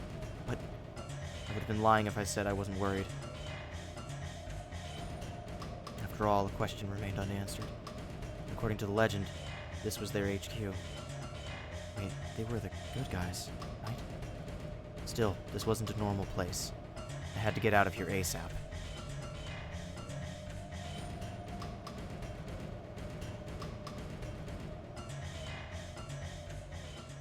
After a while, I was forced to recognize they were not alone. We couldn't reach the river. I ran along the riverbed. It should have been small, just a few meters wide. But even after 10 minutes of running, there was no sight of the river. We couldn't get anywhere. It was just like wingwandering. A phenomenon where people wandering snowy peaks lose their sense of direction and just end up walking in circles. I saw a Mythbusters episode about that. And It's true. You cannot walk in a straight line if you can't see. Maybe unless you're blind. They didn't test that. however, even if my sight was limited, how could anyone get lost on such a small riverbed? I could hear the stream right next to me. This felt so wrong. I was as good as blind. All I could trust were my ears, but that just made me realize how useless that was to rely on. I trusted my sense of direction less with every passing second. So, the sounds of parting grass in the distance, the sound of claws stepping on the rocks, it felt like they were getting closer. I couldn't be certain. Eventually, we slowed down. The others didn't say anything, but they were clearly exhausted. We hadn't eaten for days, not to mention the dense mist made our clothes all uncomfortably damp and cold. We walked along the riverbed without uttering a single word. The sound of water wasn't getting closer, but something else sure was. Something. Things I didn't know scared me. The chill and the fear strangled me like a garrote as I carried Mako, passed out from exhaustion on my back. How long has it been like this? Suddenly the hand I was dragging became heavier. Chiemi had stopped. Haruaki-san. She called my name through the mist. What? Tried to sound lighthearted, but I wasn't confident I pulled that off. Yeah, I didn't know I was supposed to do that line read like that either. We're done for. Her voice suggested the image of a grim smile. What are you saying? Unlike before, I couldn't manage the defiant tone I'd use whenever she said something stupid. It was true that something unnatural was happening, and that there was no simple explanation. And Chiemi was wearing down both physically and emotionally. Let's rest a bit. We'll get through this if we just go a bit farther. Don't worry. No, it's impossible. Why? I think you can't get past this river as long as I'm with you. What? It was like... You heard what they said. we're the Yomi Bito. So, So you're not worthy of crossing or something? I mean, I've been eating Yasumizu's food since I was a little girl. And I'm corrupted. Jimmy! Don't look at me. I turned around and pulled her by the arm. Looked at her face from point-blank range. It was covered in brown and yellow blisters. Oh God. Before I could even be surprised or disgusted, I just kissed her. Sugary taste of blood, pus and rust filled my mouth and spread throughout my throat. I didn't care. Then, to discard all unnecessary emotions, I hugged her as hard as I could. My breathing and thoughts ceased. I kept it up until the pain began to fade, then disappeared completely. Also, he's carrying Mako on his back. It's cute. Eventually, our lips were separated again. She prioritized words over breaths. I'm sorry. I'm so sorry. Even so, I hugged her tight. I couldn't lose to something so ridiculous. She weakly hugged me back. She couldn't keep it up for long. Let's go. I'm telling you. Let's go! Presence in the distance was definitely closing in. We walked. I felt like I'd been walking for several hours now. Our pursuers were close now, but I had no intention of rushing. Chiemi was slowly but surely getting weaker by the second. Speed slackened with each step, and the weight on my arm was becoming heavier. I could hear her cough and vomit something out. She apologized every time she did, and I basically replied with, "It's all right," using different words every time. We walked. Chiemi's feet began to make wet sounds with every step. We walked. Maybe we'd actually been here for only a few minutes. We walked. Chiemi kept apologizing. Maybe we haven't even moved a single meter. We walked. Maybe none of this was real. Then, maybe nothing that happened here would be weird. Eventually, Chiemi called out to me with a hoarse voice. Haruaki-san. The fact that she said something different had sparked a moment of baseless hope. And so, Thank you. gratitude was followed by another wet sound. I had fun. With those final words, her weight vanished. It was strange. After all, I was still holding her hand. Oh. Or rather, only her hand. The splash, her bodily fluids spread around, while her limbs and entrails just collapsed. Chiemi was gone, leaving behind only her rotting hand. Perhaps her remains were piling up in the mist ahead. I had a strange certainty I couldn't touch it ever again. Was this what they called a Yomi Bito? I couldn't accept this, no matter what. I don't care what. Take part of me outside. I put the hand in my jacket pocket. I took Mako, still sleeping, and shifted my grip to make carrying her easier. I continued walking. For too long. Mako woke up. She was shocked that Chiemi was gone and cried for a bit, but then said she wanted to walk by herself, so I put her down on the ground. The very next moment, she was dragged into the mist. It was clearly a malicious force that did that. To me, it looked like a furry arm. A scream resounded. It was an inhuman, animalistic scream.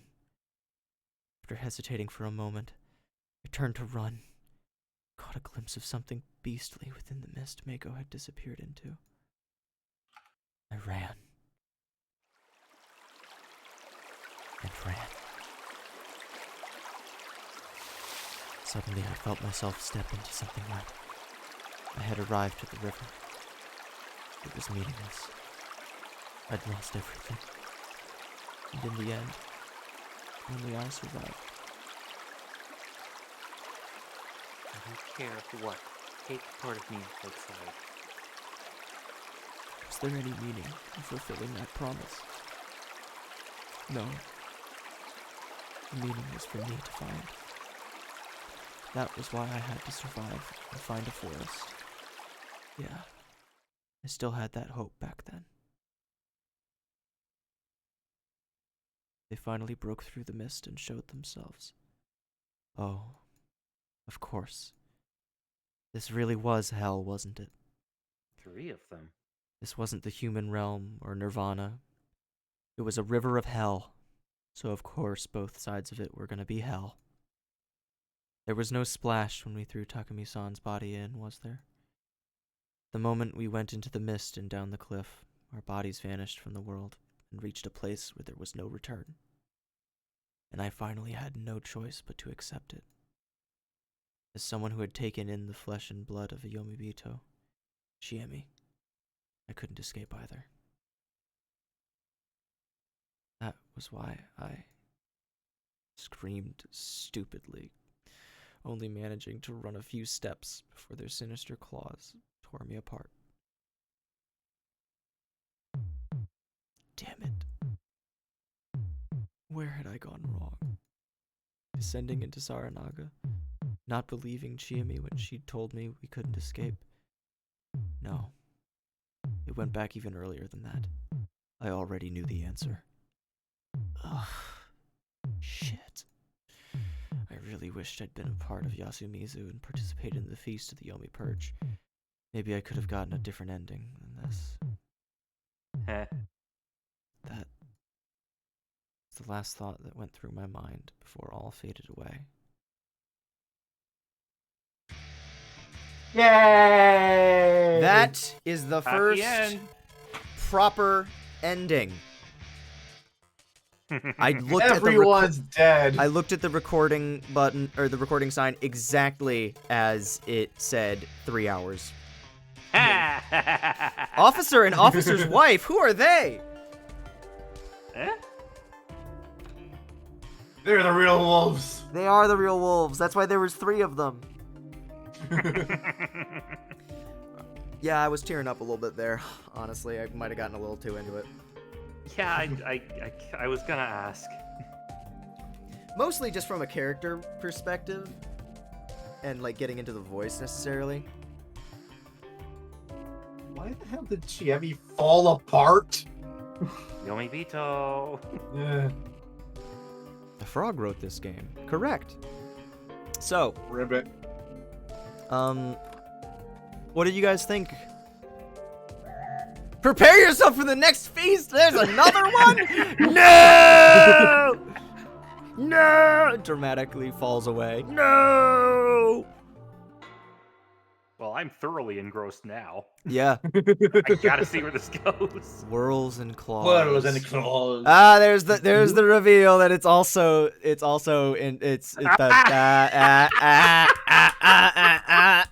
Oh my god.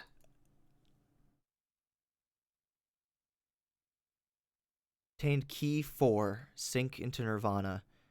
You can view it in the keys list. The route unlocked by this key is represented by the same number on the scenario That's the chart. one. Hey, do you guys remember at the very start when I very briefly flashed back to the opening to show off the fast forward Yes. text? Yeah, That's exactly what I'm saying. It was key 4 Yeah. there. exactly. That was not intentional for the record. That was purely by chance that it That was happened to be right before foreshadowing. it was foreshadowing exactly. Ending number 1. Not a bad ending number 1, but just ending Good. 1. Where is bad end 1? Where is bad end 1? Oh, wait. Oh, god damn it. We will never find bad end 1. All right. So we are going to watch the hint corner and then we are going to take a quick break, Oh, All or right. we could just call it. It is late. I'm getting kind of tired. Yeah, let's watch the hint corner Yeah, we and then we'll did call get it. an ending. That's That's a pretty like, good way the to best wrap it up, ending yeah. place. Hey, Chief, congratulations, Arnold. No, they're not. Now cleared Yomi, the first main route. Embrace that sense of accomplishment and lovey-dovey atmosphere. My girlfriend is dead. No? You not moving for any of that? Well, that makes sense. Wasn't exactly a very happy ending. Keep your chin up. Have you find a way to a better ending. He's just gonna tell us to go back to the fourth thing one. This one wasn't a bad ending, but just ending one. Fun in the marshes with cheer. That is not what that was Yay! Since it wasn't a bad ending, I've got no advice for you. If you want to find a better ending, you need to find a way to proactively participate in the feast, like Hara Kifusaishi said. With Key 4, you now have the means to head down that path. Tap from the scenario chart, but the luck this opens is way back. Just so you know, it's in starting point. called. Thanks. It was the first luck choice you had, and you can finally open it and head to the new route, Infiltration. Take on an even more chaotic scenario and give it your all so you don't taste the same despair as this time. Despair. Despair. Despair. With that said, that's it for this time. Die another hearty death next time. Okay. そういう夢だったってわけだ。次はもっとうまくやれ。 Just a dream, 羊が wanderer. 羊が2匹。 That was voiced. Mm-hmm. Ah! Sunday! Sunday, Sunday, Sunday!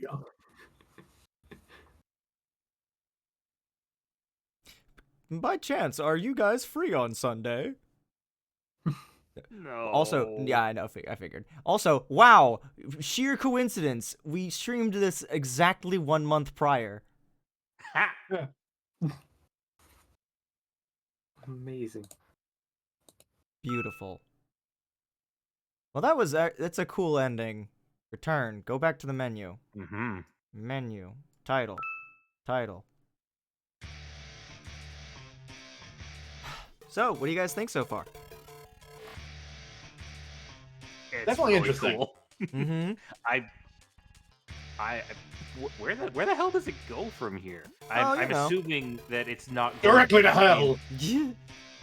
Like, also, given the premise, I'm pretty sure it's not going to be the same wolves for No. the next time around. But then It's a I'm pretty That would same make a bet. lot curious how of that's sense, going to turn yeah. out. Well, if we're in the feast too, that means that we could also be called on by one of these spirits. Ah. We could also be a wolf. Oh, woo. No awoo, $500 penalty. Oh! But the only thing distinguishing a wolf is that they know the truth, quote unquote, and Mhm. now we do too. I mean, is it the truth? They're gonna, Hmm. it's the quote unquote real story, but like it's a story. They're still murdering people. Yeah. Like, it doesn't matter what alignment they're on. They're still killing people who are definitely like Yeah. people. And even if they are supposedly aligned with Shinai, Shinai is also killing people. The The mountain itself is evil. Then it's like it's, Yeah. it doesn't make it any better, you know. Yeah. All I right. was wondering if there's gonna be like just a. I don't know. There's a lot that's ways this could go, Yeah. Cool. and I wonder if the other routes are gonna be any longer or shorter than that one. I don't remember. I never did wonder who the Raven was. Yeah, or the. Oh, yeah. I mean, whenever you're dealing out cards for Mafia, is there any guarantee that someone's gonna get the all the cards? Depends on the game. Some versions yes, some versions no. I mean, the fact that they even planted that idea in our head is a little bit nuts. And then do you guys remember in the song, they also said something about another animal? The song where Haruaki Mako hit his mentioned ass a on the horse, wall. too. Not quite. What was that, Mush? Sorry. Mako mentioned a horse too. Hmm. Well, I don't There's know if something I we're should. missing here that you know about from the review you watched, and No, we no, haven't- they we didn't definitely. I pick can. up on our notice. I can find it in the. Let me see if I can skip through briefly. See if I can I find. keep forgetting that you know more than we do. Too detailed chart. Don't remember Otherworld Girl and Poison. Or I missed that. There's still locks on this route, though. We're going to come back here at Hmm. some point. Yeah. So it's Is it like the song Mako was singing in the Well, that's weird a little one? lux on that one. yep. Yeah. At the dining hall. Let's try here.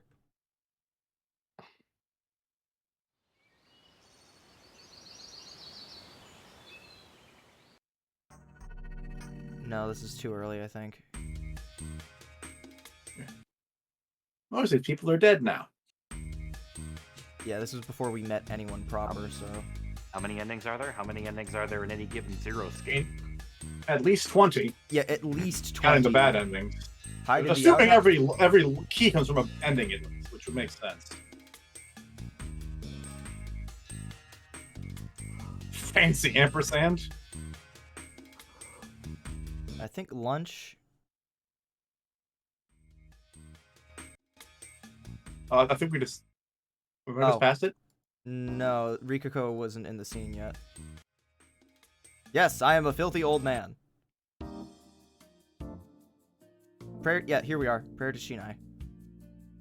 Bug? Alright. You want to turn the I'll voices just on? skip for to the. this? Oh yeah, we'll turn the voices on then if we're not gonna read it. Oh, I remember this song now. Yeah. I don't remember how it goes specifically, but I remember the song now. Yeah. Hey, yeah, I remembered it. I just didn't remember how it goes. 安永君、ああ、上藤吉の長者の家紋ですよ。そんな食器、捨ててしまえばいいのに。私が男役でいい？ば。いいよ。じゃあ行くよ。1、2、いくよせーの。しんないさんの This is our lore recap for the evening before we call it. It has voice acting, but no English for us. We're doing it ourselves. Exactly. Snake, monkey, crow, spider. Yeah, those are the ones we knew about. And then there's the wolf. Ring Around the Rosie or London Bridge is Falling Down. Traditional Japanese folk songs. Also, wait, hang on. I forgot. What did they call him? It was like an action... Action rhyme! Action rhyme, yeah. It makes sense, but it's just really funny to call it that. Monkey Bridge is Falling Down.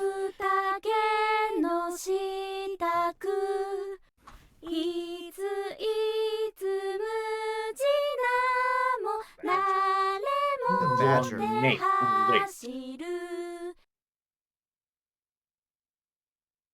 Didn't Haru get information the second day? Sorry? Haru said that she got like the true story on the second night, right? Mm-hmm. That sounds about right. The badger comes along late. So if she was... Oh. And she tried to run away. Oh.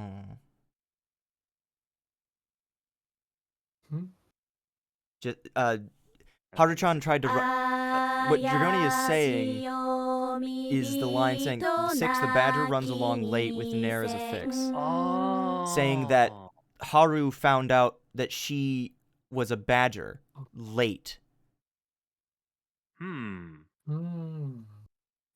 So what There's always a role... list of rules in the game.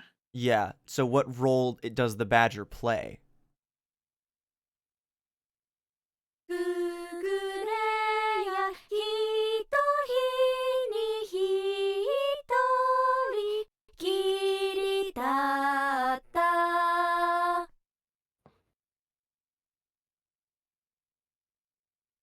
Speaking of slightly awkward point for looping, have you guys noticed that the music in this game doesn't loop very Yes. well? Yes, even I was the going to river mention it as ambience. the river sound effect, but that seemed like a bad time. Yeah, I had this exact same thought. Oh wait, hang on. No, wait, I gotta turn the voice acting Nair is back a on for fix my... mean, though. Nair is a fix. We gotta have the voice I acting looked at on the for word one Nair. It means more a line. single nostril, which is probably not what it meant there. イエーイ There we go. Yeah. Yay! It sounds like the Nary? cheering. Was that supposed to be a fancy way of saying nary? Nare, maybe? No, nary as in not Oh, a single... nary as in not... As in they don't have an excuse. Or they don't they're not bringing a solution. Or a solution? Yeah. Or the ne'er-do-well? Never? Mmm. It's not spelled Guess like that. Guess we'll just have to keep going to find out. Yeah. So, before I forget, actually, let me... Give me a happy-go-lucky dating sim any day. Well, I will happily stream, what's it called? Doki Doki Literature Club. Yeah, no. Yeah. What's it called? Shit. It's a Konami. It's a Konami game. The one where all the video game characters in high school? No, not that one. Namco High, that's another. No, not Konami. Yeah, not Namco High. Yeah, that one's dumb. It's so silly. Shit, what is it called?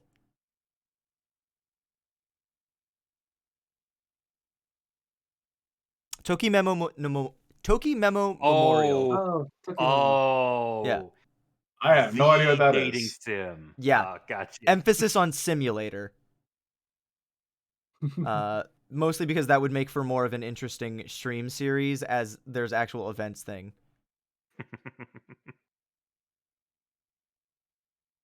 All right.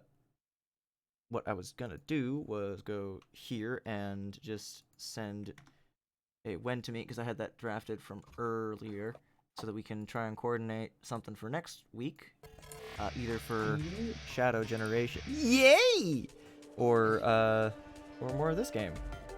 Although, for now, I think we need a bit of a rest. It's a bit exhausting. Go Eepy. Go Eepy. Thank you all for watching. I forgot I had the fuck Apple Arcade sign still up. Good night, everyone. Fuck Apple Arcade. All my homies hate Apple Arcade. Fuck Good night. Apple Arcade. Bye-bye. Good night.